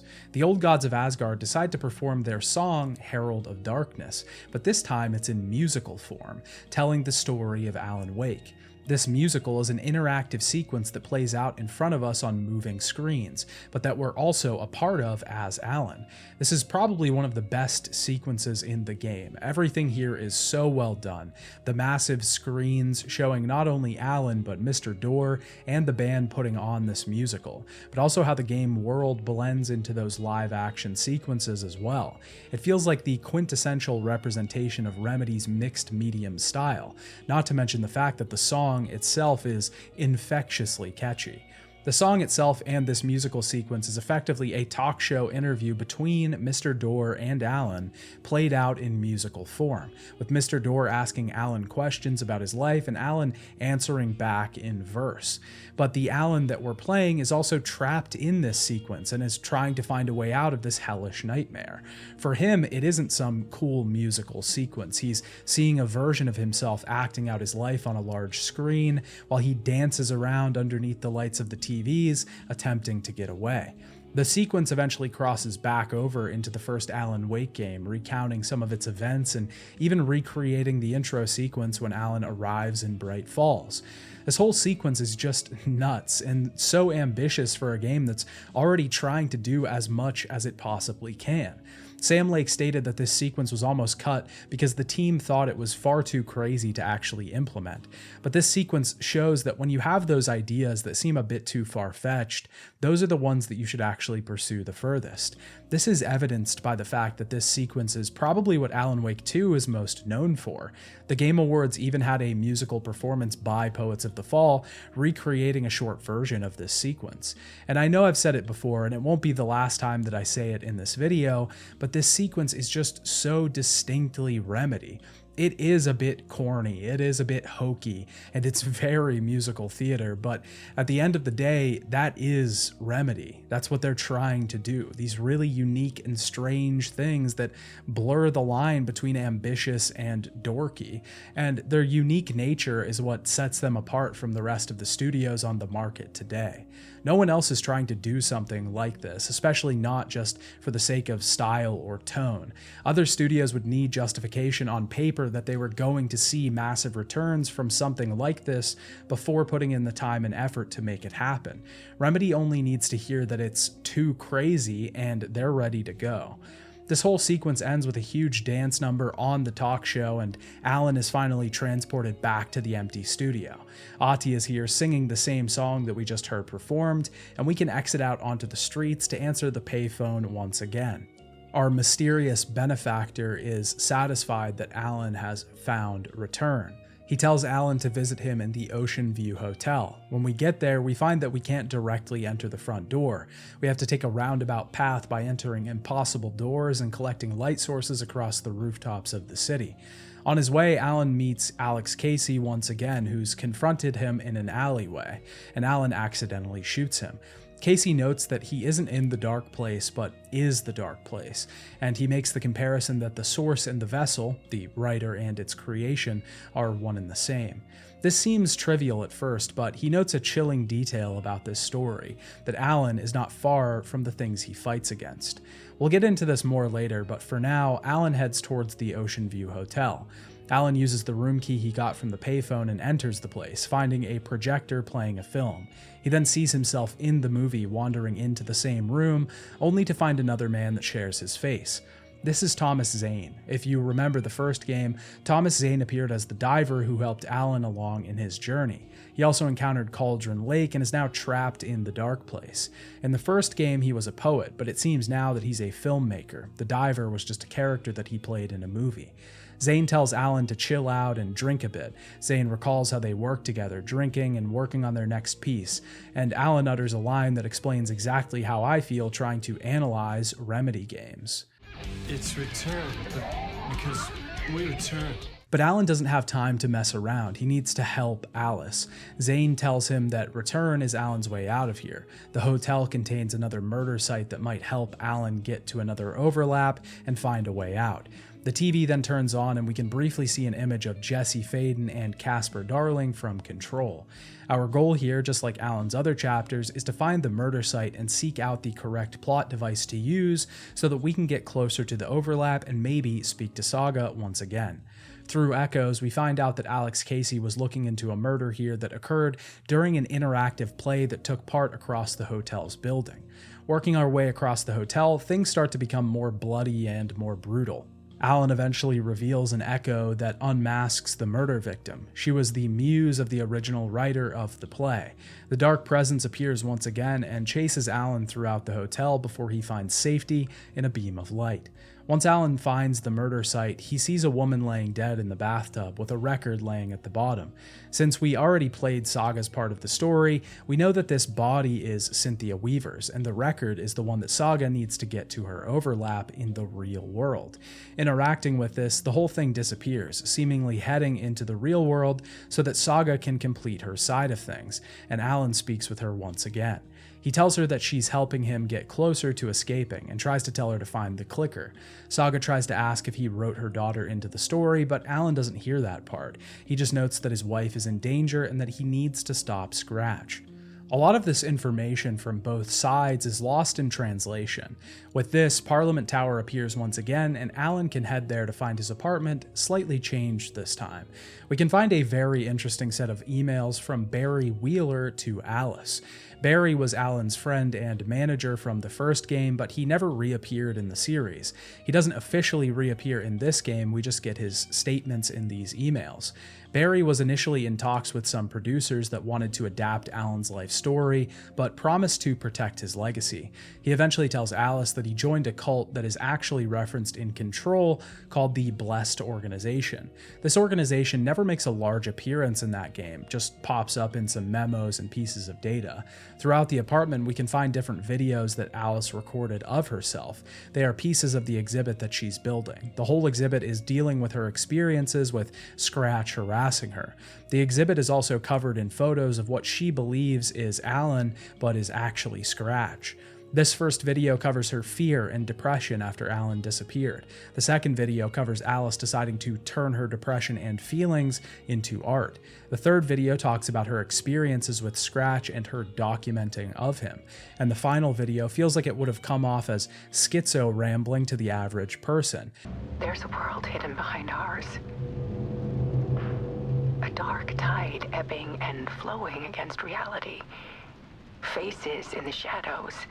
Alice is really talking about the Dark Place, a world beyond their own. This video then turns into another cover image for the exhibit. Alan can interact with this and once again appears inside the writer's room where he finds the manuscript for Return. The story is the one we see playing out. The Dark Presence has escaped the Dark Place and begun taking over Bright Falls. Alan doesn't remember writing this though. It was obviously Scratch. He couldn't just destroy the manuscript. He had to edit it and he had to work within the bounds already set. He had to work within the genre of horror. Alan is then shot by himself, assumingly Scratch. We're back to square one yet again as Alan has to head out into the world and find a way out of the Dark Place, going through this loop once again. Alan appears in the studio for a final time. He ends up walking out to the talk show only to find the lights down and the band gone. Mr. Dorr is bathed in shadow and he walks up to Alan. He says that the show was all to indulge Alan's fantasies. I don't even think you know who's under your mask, but you know how to make things difficult for yourself. All these rules, endless, convoluted loops you insist on going through. He also claims that Alice is in danger because of Alan, and that Alan has pulled someone Door cares about into this whole story. He leaves Alan with a warning. Their next meeting will not be a pleasant one. This scene is such a large mystery, especially since Door has decided to remove his mask for a brief moment. Clearly, Alan's story has drawn something close to Door into this conflict, and this is strange because up to this point, we assumed that Door was some sort of untouchable entity, someone that was keeping Alan here against his will. Now we realize that maybe that isn't the whole truth. We'll get into the theories behind what Door actually is later, but for now, this scene stands as an odd mystery, a revealing of truth, a new perspective on an old situation. Alan meets Ahti in the studio once again, who asks him about Door. Ahti claims Door is just playing his role, and the janitor still seems to think Alan is Tom at this point. He points out that Tom's most famous movie is playing at the movie theater right now. Heading to the basement, we find some of Alice's photographs in the same place that we found the lamp. The pictures are of the clicker and a bullet made of light. Their importance will come later, but for now, Alan heads out of the studio once again. When he gets back to the Ocean View Hotel, he visits Zane, this time with less niceties than before. It seems that Alan had decided at some point in the past to lock himself and Zane in the dark place. He decided that their power should be kept here so that it couldn't further hurt anyone. Zane ended up working with Scratch because he loved his writing, but now he realizes that this was the wrong choice. Zane created a film at the same time that Return was created. Suddenly Zane changes and it seems like he begins to take over Alan, but Wake decides to shoot him. He takes a theater ticket from Zane's pocket to head to the final murder site at the Poets Cinema. We can head to the movie theater, working through the area much like the other ones. We find plot elements, apply them to different environments, and slowly unveil a secret murder story behind the location. Alan eventually gets into a black and white film world, behind the screen, behind the film. He even finds Sam Lake tied up to a chair, supposedly captured here because he played Alex Casey. Alan eventually finds the true murder site, a ritual murder with a large moose mask covered in film strips.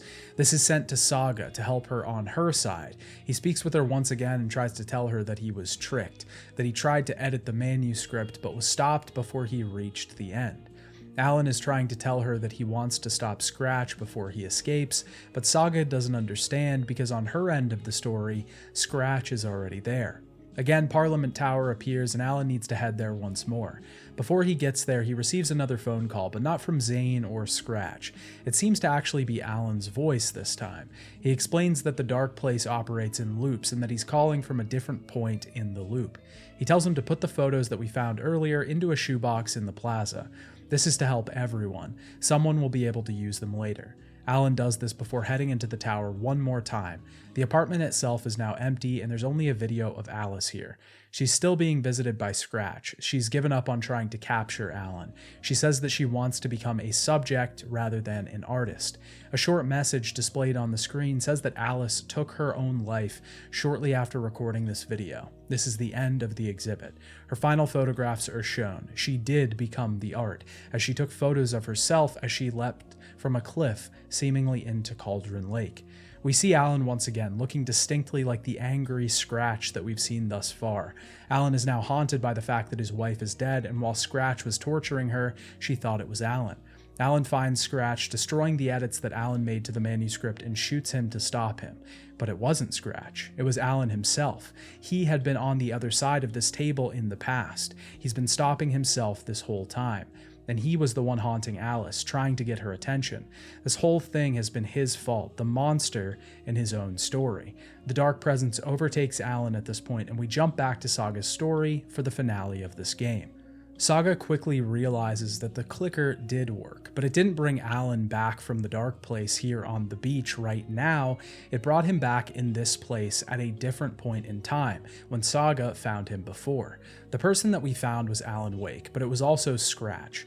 The dark presence left the dark place with Alan and was taking Alan over at different points. We saw this happen when we took control of him in the lodge briefly. We saw this when he was in the jail cell and Saga pushed Scratch off.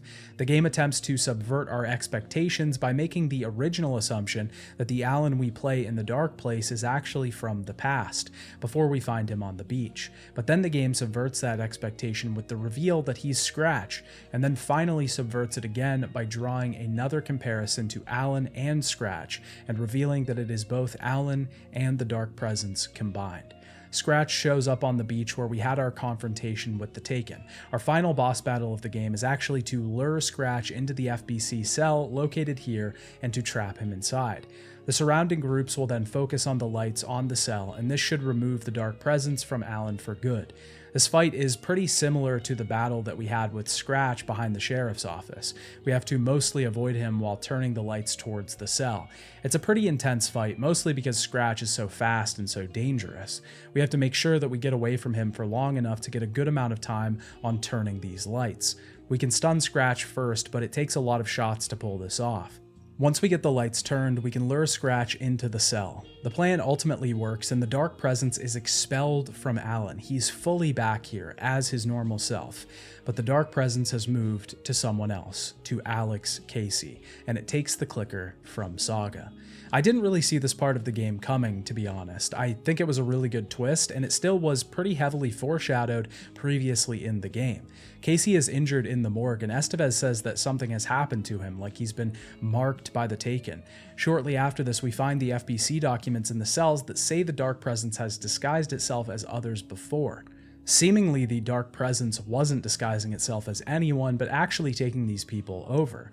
It's possible that Alan only saw this as another entity because he was in the Dark Place, where loops and nonlinear events make up the entire structure of the realm. With the Dark Presence expelled from Alan, we can actually play him now as he watches the old gods of Asgard walk into the lake, heading to the Dark Place. Alan needs to solve things in the real world now that Saga has disappeared and Alex Casey has become a vessel for the Dark Presence. Scratch is trying to fulfill his ending to return, and these events will be carried out in Bright Falls. Alan can rewrite it, but he needs to see the manuscript, so he has to find Scratch. Estevez arms Wake with some weapons so that he can make it back to Bright Falls. On the way there, Alan realizes that he's been the source of all of this misfortune. He was holding the Dark Presence inside of him. He terrorized Alice. He brought Saga into the story, and he even drew Alex Casey here with his writings. Scratch had to be stopped. I've driven down this road before. Been driving on it forever. Alan has come to the realization that he is the only one that could stop this. People could help him along the way, and Saga has been instrumental to this story so far as the hero, but at the end of the day, this is Alan's road to walk. Both the hero and the villain, both the savior and the destroyer, both the author and the creation.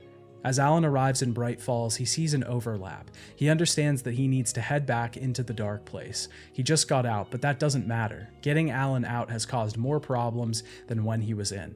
He needs to go back to be able to stop this once and for all. When he enters this place, he finds himself at Deerfest in the middle of a sunny, idyllic Bright Falls. Everyone is wearing deer masks. They're celebrating the local holiday and also enjoying the newly released Alan Wake novel, Return. We can even see a Koskela Brothers book review for this new piece of fiction, but in a dark, sad window into reality, there's only one Koskela brother left. When Alan finally manages to get himself a copy of the book, the town starts to turn on him. He manages to escape out the back door of the lodge and head into the woods. Alan finds the retirement home that we visited before, the windows of the writer's room glowing from the top floor. The Dark Presence chases us through the wellness center, and Rose manages to save Alan. She's been waiting for this moment all along, trying to help Alan this whole time, and she even thinks that Alan has been communicating with her through the radio and the TV. Alan was not doing this, of course. He barely remembers her in the first place. Whether or not he enlisted her on purpose, she's still helping him. After this, we reach the door at the top of the building, one that is locked. The writer's room is beyond here, and Ati decides to help Alan one last time by letting him in. Here, Alan could finally edit the ending of Return. He could write another chapter, an epilogue to this story to fix everything. Alan gets one last echo, a scene of him and Saga talking about the ending to this story. A hero has to pay a price, and the ending has to be dark to fit the horror genre of this story.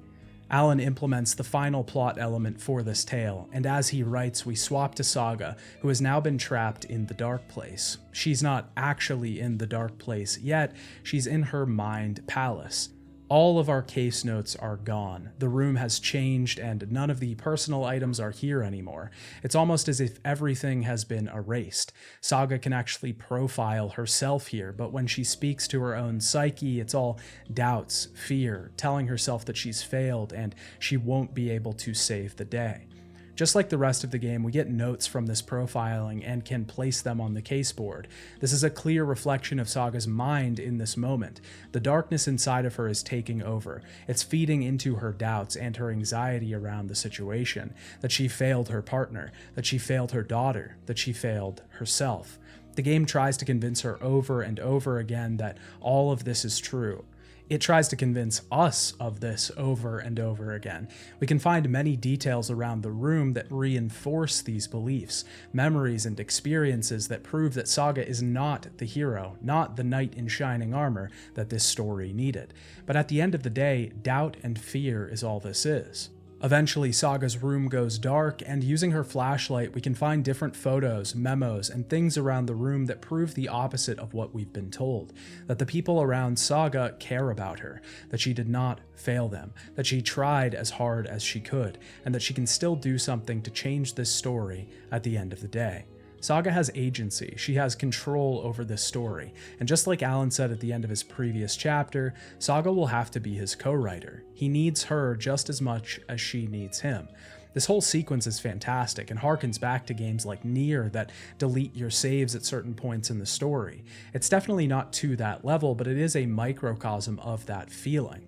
We see our progress destroyed. We see the painstaking notes that we took throughout the game wiped away. Saga would be understandably anxious in this situation, but a lot of this doubt and fear is coming from her interaction with the Dark Place. This is what the Dark Place does to you. Obviously, this conjures up comparisons to the themes of light and dark from the series. Alan shows this greatly as his shadow is Scratch, the dark presence manifest, and something horribly evil, but it's still a part of him. And for Saga, her shadow tries to doubt her, tries to get her to quit. This is relatable for probably most of you watching. There have been many moments in my life in particular when I felt like I had failed everyone around me, when the pressure had just been far too much. But the only thing you can do in these moments is to fight that shadow, and this is what Saga does. The people around her, her memories with them, and their presence in her life is the light that she needs. The source of light in the dark place, the source of light rather than darkness, is our connections to others. When Saga finally overcomes this, she is able to exit the dark place. She finds herself in Parliament Plaza with the payphone ringing just as if she were in Alex's shoes. The mystery voice tells us that we'll need what's in the shoebox to make the ending right. We find Tim Breaker nearby. He looks like he's grown used to this place at this point, seemingly an experienced traveler of the dark place. He says that he was snatched from the morgue by Warland Dorr. He says that Dorr is connected to all of this. Breaker gives Saga the page that he was trying to give her back at the morgue. It describes Dorr finding a way through this place.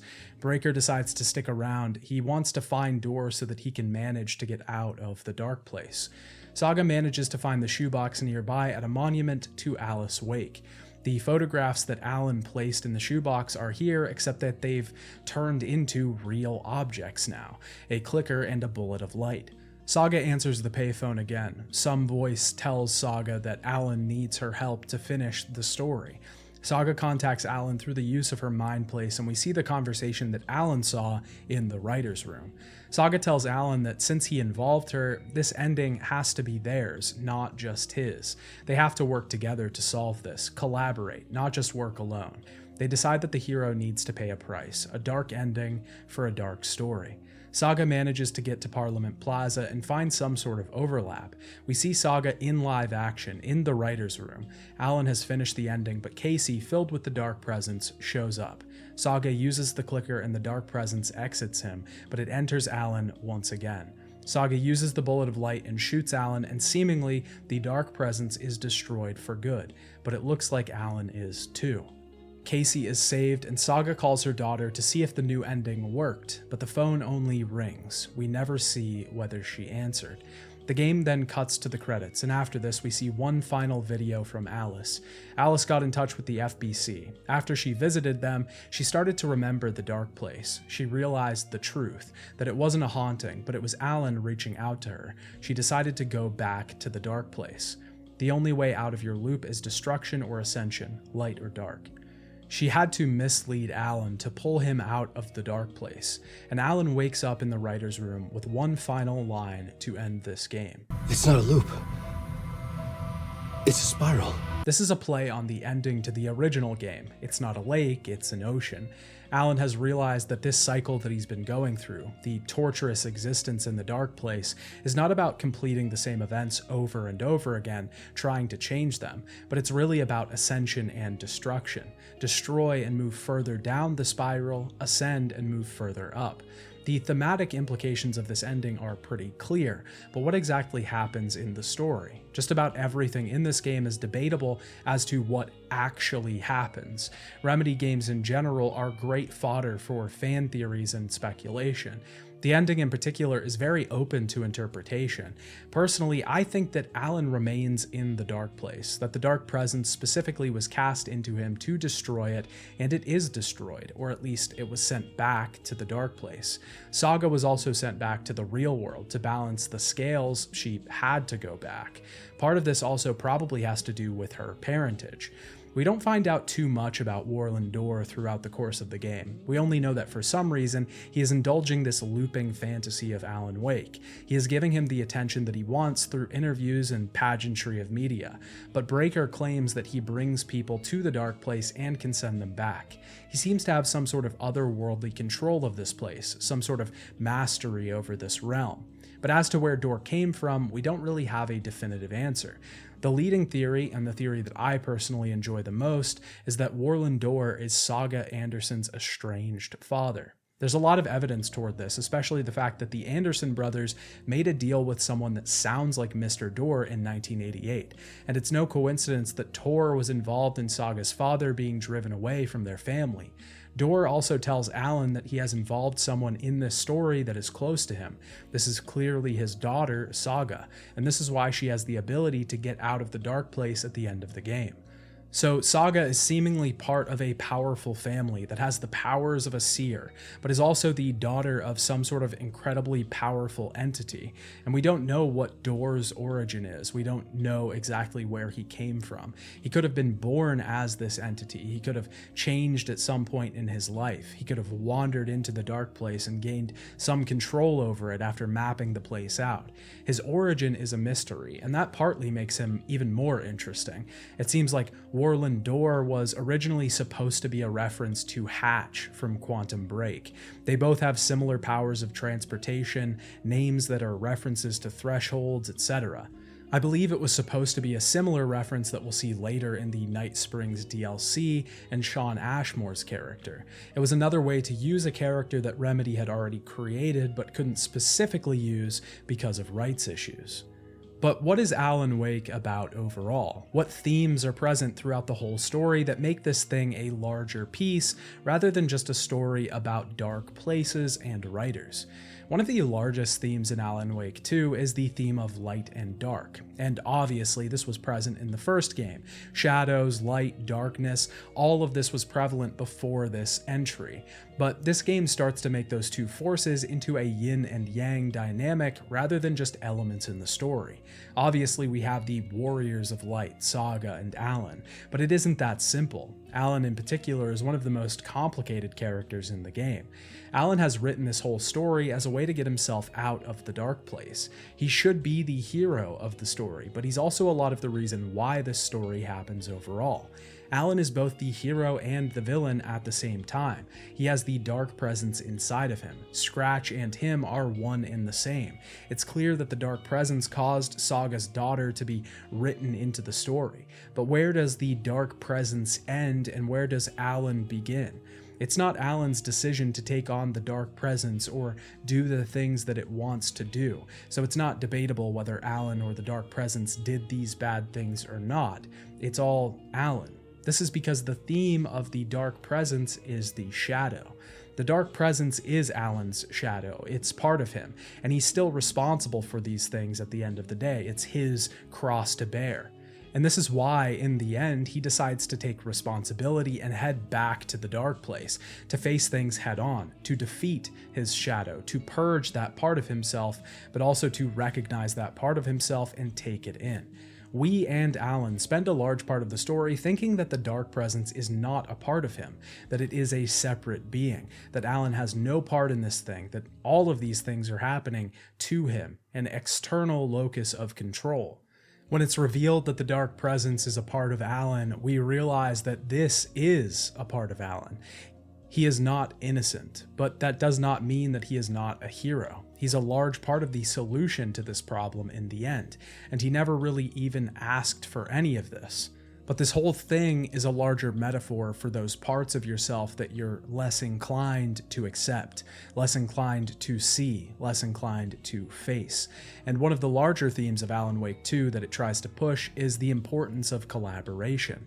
Alan has been trying to do this alone all along. With the introduction of Saga, it's made very clear that he can't do this alone. And this even goes so far that at the end of the game, Saga has to help him write the ending. This is their ending, not just his. And the same goes for Alice, who reveals herself not to be dead, but trying to help Alan out of the dark place. Alan has a lot of people trying to help him with this, whether it's because of outside circumstances or whether it's out of the kindness of their heart. Alan needs to work with others. This theme applies to more than just the game. In my life in particular, I've often found that I can't do everything alone.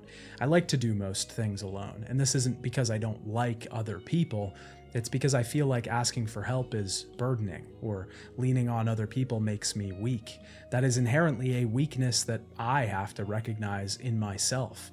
But in Alan Wake 2, no one achieves anything on their own. It's not enough to just push. Sometimes it is, but it doesn't always work. Even Saga has help in almost everything she does. She wouldn't be able to get the clicker and use it on the beach if it weren't for the Anderson brothers, or if it weren't for Casey, or if it weren't for Estevez. Collaboration is necessary. It's even mandatory sometimes. Possibly my favorite thing about Alan Wake 2, though, is just how many levels it's working on all at once. I'll try to talk about all of these levels, but I think what you see in Remedy games is probably based more on your perspective and where you're viewing the game from. Of course, every Remedy game exists on some level of fan service. You might pick up a Remedy game because it looks interesting, but one of the things that keeps you coming back and makes you a fan of the studio are their connections and world building. We've talked about these briefly before, but it's more subtle than just big references. Obviously, Casper Darling is referenced in this game, Jesse Faden, Quantum Break as a whole, previous characters from Alan Wake. But the larger thing that the world does is just feel like a world. It feels like a universe. It isn't just about the big references, it's about the little things too.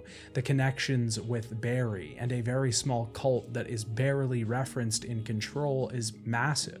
This level of the experience gives the viewers trust with Remedy. There's a sense that if you dig into something, there will generally be something there. This isn't always true, not 100% of the time, of course. That's almost impossible and would probably feel hokey if everything was connected. But when the more inclined fans are inspired to dig into details and see if they can find something, they are rewarded for their efforts.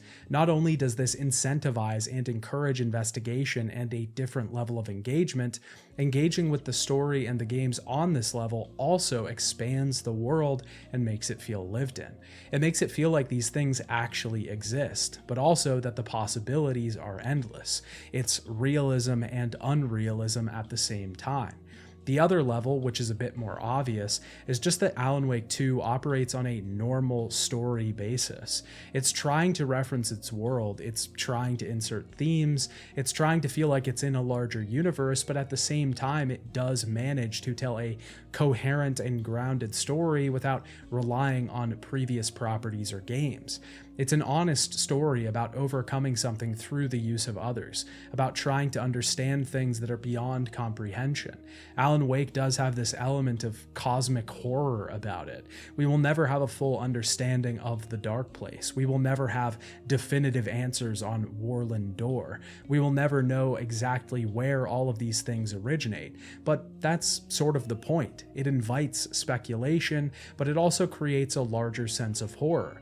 It's the classic fear of the unknown. What's beyond the tree line? Is it a monster hiding in the dark? Is it a panther ready to pounce? Is it something human eyes have never been laid upon?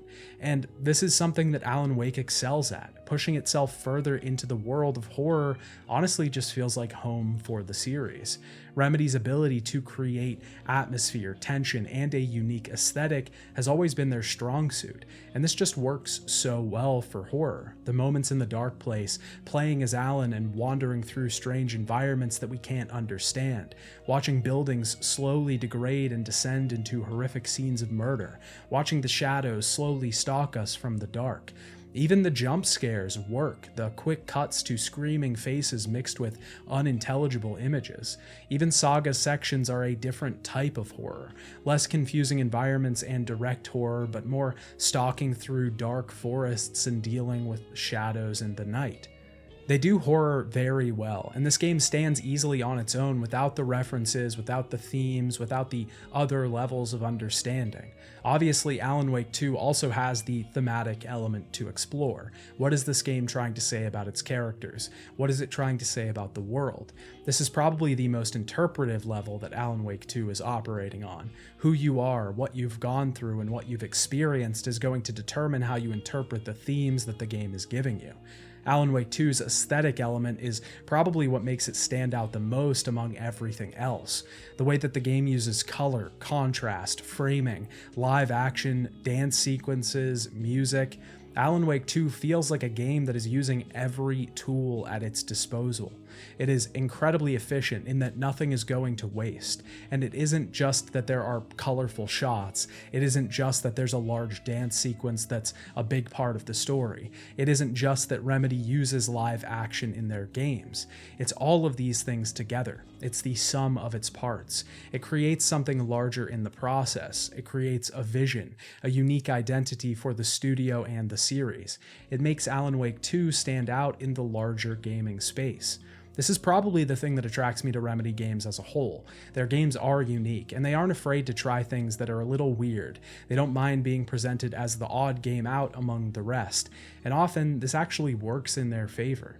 Alan Wake 2 is just a great game all around. It presents a really unique and ambitious experience, but at the same time it feels like a high-budget game. There's a lot to this game in terms of combat, exploration, graphical fidelity, story, character, design, etc. It sort of feels like the best of both worlds, and it's honestly a game that doesn't come around that often. Before we can wrap up this video, we need to talk about the 2 DLCs that were released for the game, because when it comes to connections, references, and expanding the world, the base game is only just the beginning. The Night Springs DLC for Alan Wake 2 released June 8th, 2024. This DLC contains 3 different episodes that allow us to play different characters that aren't Saga or Alan. When it comes to this expansion specifically, it feels like this one was made for the fans. The episodes are full of references to previous games, to the wider world, and to games that technically aren't even canon in the Remedy universe anymore. Night Springs actually takes place across 3 episodes of the fictional television show Night Springs. This show was present in the first game as optional videos that you could watch on TVs throughout the course of the story. Night Springs is basically this world's version of The Twilight Zone. Warland Door hosts the show in the DLC, and the first episode is called Number 1 Fan. This episode sees us playing Rose, the waitress from the diner. I should also note here that each of these episodes take place in some sort of alternate reality. This concept will be further fleshed out as the expansion goes on, but for now, these stories aren't actually set in the version of Alan Wake 2 that we just played. Each expansion also has its own distinct style and aesthetic. Number 1 Fan is defined by its very bright, matte color and aesthetic. It's got this very specific look, a very low saturation across the episode, with lots of pinks and greens all over the place. The episode starts with Rose looking at herself in the mirror and dreaming that Alan is standing behind her. The first thing we do is work as a waitress in the Oh Dear Diner. We'll have to fill customers' coffee, clean up their plates, and more importantly, give them advice. In this fantasy world that Rose is living in, everyone in town basically worships her. They ask her for her input on their lives, good books to read, and especially on romance. One of the customers asks for a book recommendation, and Rose heads back into her storage room to grab one of Alan Wake's romance novels to give him. When she grabs the novel, though, Alan begins to speak with her through the fish hanging on the wall. This is playing off of what Rose said in the base game, that Alan was sending her messages through wildlife and TV. She heads into the back room of the diner to grab weapons from her massive arsenal. I just think it's hilarious to think that Rose keeps a stash of heavy weaponry in the back of the diner, way more guns than she could ever need, just in case Alan needs help. In an even funnier scene as Rose walks down the street, the entire town comes outside to cheer her on. She heads into the boatyard to find someone that looks like Alan fixing a motorcycle. This is Alan's twin brother. He's the bad boy archetype that works with his hands and doesn't follow the rules. Turns out that Alan's brother is behind this whole thing. He's locked Alan up and vows to never let him go because he's sick of living in his shadow. Alan's brother rides off on his flaming motorcycle, and we have to fight through hordes of Taken to save the writer. The thing I really love about this episode and the next one is that they really let you have fun with the game's shooting mechanics. We don't need to worry about conserving ammunition here. We don't need to worry about shooting accurately. We're allowed to just have fun and blast waves of lead into our foes. It's a really good time, and it plays even further into the theme of Rose being this trigger-happy waitress that will go to the ends of the earth to protect Alan. We follow the flaming trail through the forest and have another confrontation with Alan's brother. He refuses to tell Rose where Alan is being kept, and we chase him down once again. Alan thanks Rose and asks for her help another time while speaking through a deer. We finally face Alan's brother in a boss fight as he and his motorcycle begin to change into wolves. We invade the retirement home and finally find Alan locked in his writer's room on the top floor. Rose gets her happy romance story ending, and this tale finishes with a kiss. Episode 2 of the Night Springs DLC is called North Star, and begins as we play Jessie Faden from Control. Jessie is on the run from the FBC and looking for her brother, and this journey brings her to Coffee World in Watery. We can find Sheriff Breaker here, who is resting in a gazebo that's full of light. Breaker helps us through this amusement park, which is now actually home to a cult that indoctrinates people by forcing them to drink their coffee. Our job in this expansion is to solve puzzles to get access into the cult's headquarters to try and find Jessie's brother inside. Jessie still has her guiding star in this expansion, which will actually guide us in the proper direction most of the time. But the game still mostly plays like Alan Wake 2. We don't just have telekinesis powers and levitation. But this episode of the expansion has easily the best gameplay of them all. It functions a lot more like Alan's chapters, with shadows and fake enemies stalking out of the shadows, but Jessie's shooting is just so much better than everyone else's. She's far more accurate than the other characters, and this is probably because Remedy wanted this section to function a lot more like Control. It feels so damn good to shoot as Jessie. I'd like to play the whole base game with this shooting. It would be just for fun though, because I know that the inaccuracy of Saga and Alan adds something to the experience. As we progress through the story, Jessie eventually gets into the building and finds that Sheriff Breaker has succumbed to the forces of the coffee. Jessie makes it deep enough into the facility to find a large case that normally would hold Dylan Faden, but this time it's Alan Wake, levitating in the cage. The final episode of Night Springs is called Timebreaker and opens with a fake intro where an actor named Sean is filming a scene for a video game with the same name as this episode. Sam Lake is directing this game and is having a great time rattling off ideas for where this fictional series will head. The whole project is based on the multiverse and how there are an infinite number of realities out there with different versions of this very conversation. Sean's character plays a hero who can use TVs to travel between realities. He uses various pieces of equipment to make this work, and a lot of this goes over Sean's head. When we head back to the green room, Sean finds another version of himself dead, leaning against the wall. He thinks this must be a prank at first, but shortly after this, a red-haired woman shows up. She seems to know a lot more about this whole thing than we do, but before she can give him instructions, we are teleported away into the woods. The actor is starting to realize that whatever is happening is very real. We find a trailer in the woods and we hear the thoughts of another version of our main character. There's a TV nearby that we can use to shift realities, but we need energy in our equipment. This system works very similar to Alan's light mechanic. We can pull energy from these geometric devices we find out in the world. We can find some interesting information in this trailer though, like a diagram that shows a spiral with an arrow that says "You are here," and another large whiteboard with tons of information on the Master of Many Worlds, the red-haired woman, and the multiverse. When we get the energy, we eventually find another version of our character killed in the woods.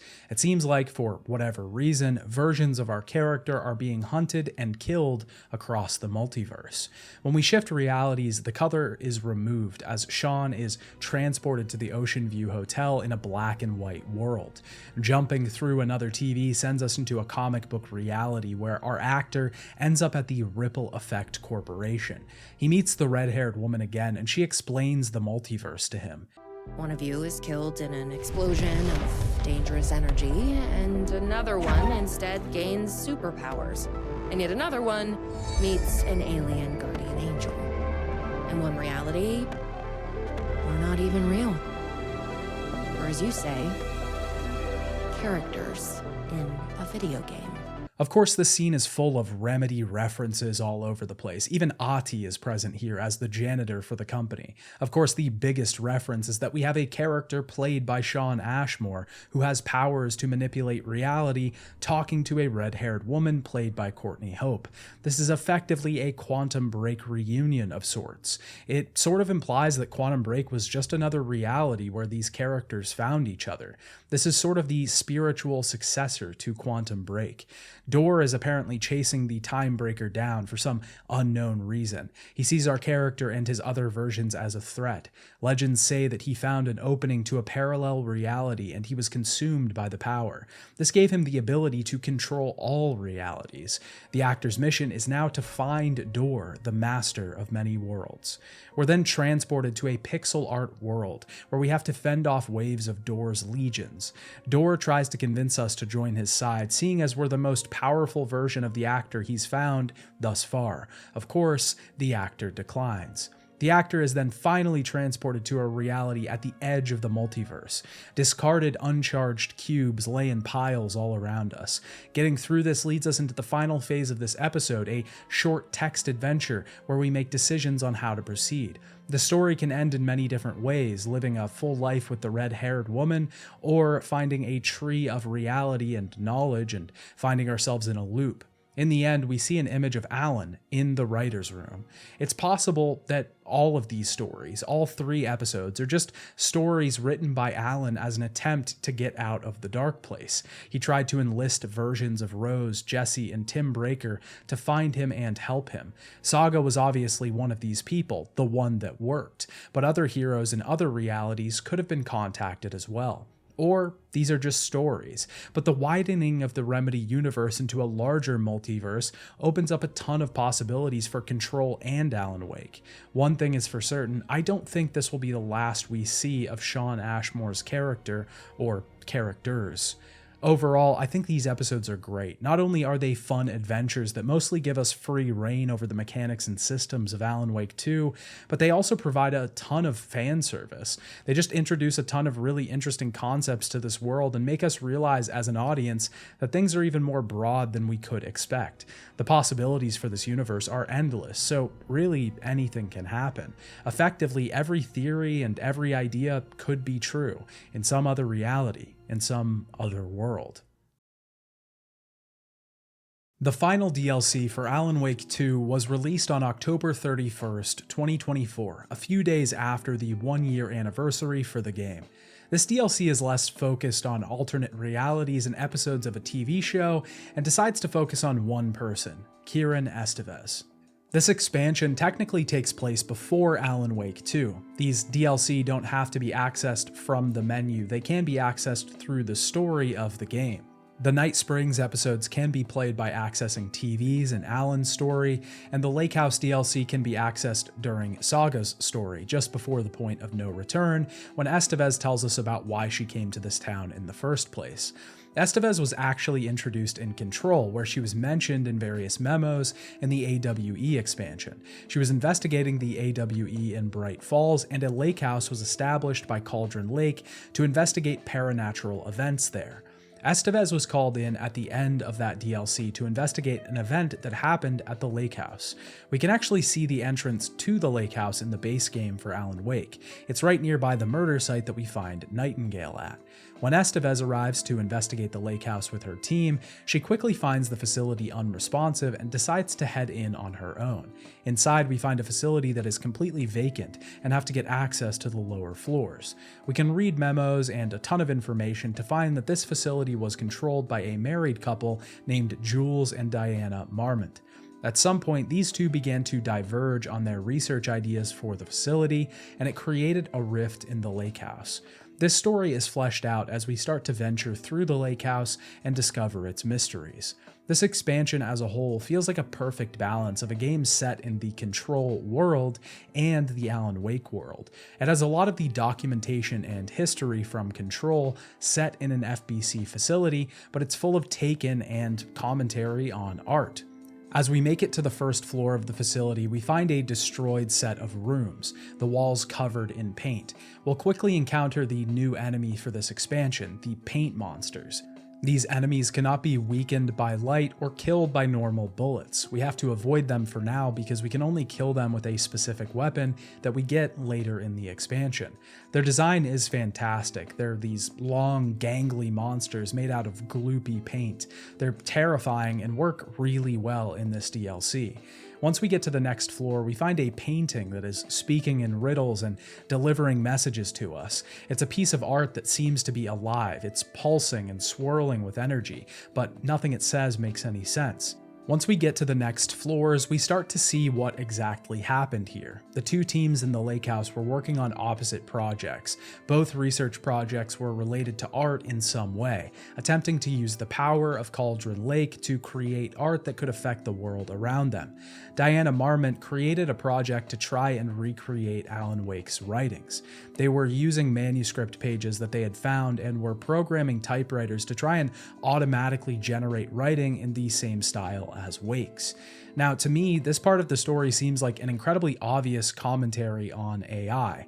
There are whiteboards present where Alan's pages are analyzed based on their content, themes, and style. One whiteboard in particular attempts to analyze the recreations that the project has made, but the team was getting closer to something intelligible, but it was never close to what Alan was originally writing. In a looser analysis, this is a commentary on trying to distill art into its smallest form. Trying to capture the adjectives that it can be described as doesn't completely capture the original piece, it just creates a shade of it. The other team was working on something similar, but at the same time completely opposing the first team. Jules Marmont had a painter named Rudolph Lane in the facility. He was researching his painting ability to see if he could harness his connection to the Dark Place. Lane was actually in Alan Wake 1 at Hartman's retreat. Lane was basically held captive by Marmont and forced to paint for his experiments. Lane wasn't outputting the amount that Jules wanted him to, though, and eventually took his own life, putting all of himself into his last work of art. We eventually find out that this moving, speaking painting is what's left of Rudolph Lane. This is another commentary on art. You have an entire department in an FBC facility forcing a painter to make art and trying to understand it. There's even a whiteboard here that tries to define art by things that are and aren't art. I think this speaks to the consumerism of creativity, the market and people in general wanting to put labels on what is and isn't art, boardrooms and marketers, councils and businessmen deciding what should be produced instead of people with visions, and how these people are used by people in suits and squeezed of every drop of creativity and substance they have. But I think the Marmon's jealousy, hatred, and anger for each other sort of shows the opposite side of what we see in the base game. Alan Wake 2's main story makes a big case for collaboration. It shows the advantages of working together on something, but the DLC shows what happens when you work in isolation. When you watch others from the outside, imagining your work stolen or your credit taken away. And at the same time, this message is even undercut by the game itself, maybe telling us there is no message. The shadow monsters represent capitalism, which means the flashlight is the power of the artist. Sheer creativity tearing through the shadowy cloak of corporate cookie-cutter bullshit. This message that is there is probably one of the strongest in the game, and it happens to be in a standalone expansion. After getting the Blackrock launcher and making it down to the bottom floor of the lake house, we can actually find Dylan Faden here, Jesse Faden's brother from Control. We've either been transported to the oldest house, or Dylan isn't there anymore. After a short conversation with him, he teleports us away, and this is seemingly a big teaser for Control 2. The expansion finally hits its finale after we find the painting that Rudolph Lane is trapped in. Jules and Diana Marmont have both been turned into Taken, affected by the Dark Place. We have to defeat Diana in a final battle and take her out before putting Rudolph Lane out of his misery. After this, Estevez manages to see Alan writing about her at his typewriter. She's transported outside of the facility and would then go on to investigate Bright Falls and appear in Alan Wake 2. But before the game ends, it asks us one more question. Because protocol says entities like the Taken are monsters, threats. But the Marmonts were monsters way before the Shadow got to them. So at the end of the day, what's the difference? While I really love the Night Springs DLC for what it does to the wider Remedy universe, the Lake House is clearly the better DLC overall. The story is poignant and relevant to modern issues, it has strong themes, blends the worlds perfectly, and manages to make a great standalone story. I could talk about Alan Wake 2's horror. I could talk about its environments, its aesthetic design, its characters, its story, its world, its gameplay, its mechanics, and I have already talked about all of those things in this video. But the thing that I always come back to in the end with Alan Wake 2 is its uniqueness and what the game stands for. The fact that games like this can even be made today says a lot about the industry. I talk a lot about the state of modern games. A lot of big budget studios just churn out the same games, reskins of everything else in an attempt to recreate a large sum of monetization, capture some trend. And it's not to say that Alan Wake 2 is the only game that is trying something creative on the market, but it does feel like a relic of a bygone era, an era where creatives and directors had a vision and made games based around that vision. They created something that they believed in and rallied people behind that idea, where a team could get together and collaborate on an idea to create something new, something unique. No one is making games like Remedy these days, and they always seem to get better with every entry. Every time they try to improve, but while improving, they try to move closer to the idea for their studio. They're easily the studio whose releases I look forward to the most these days. And Alan Wake 2 is the perfect representation of this idea. The game really shouldn't work. It's an idea that no one would fund because it just wouldn't be guaranteed to make money. It's a huge risk overall to make a sequel to a game that came out all these years ago, that also is tied into games that people might not have played. And at the same time, trying to make that game accessible to a new audience is a really difficult task overall. The studio could have just as easily went directly to making a sequel to Control because that game was far more successful. But they didn't. They decided to revisit this idea that they had years before and tried to fulfill their original plan. Alan Wake 2 is a fantastic game and a unique product that shouldn't really have been made, but at the end of the day, I'm glad it was. Alan Wake 2 did well with critics and fans. It currently has a Metacritic rating of 89, and fans enjoyed the game overall. It won many awards at different shows throughout the year, but it did not sell as well as expected. As of now, it still has barely reached the point of making its money back. It's been selling at a loss for a year. This is probably due to the reasons that I listed above, and probably has a lot to do with its Epic Games exclusivity on PC.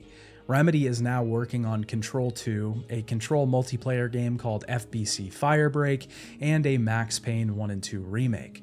Whatever comes out next, I'll be playing it. Not all of Remedy's projects will be successful, but that's because they're willing to take risks and try new things.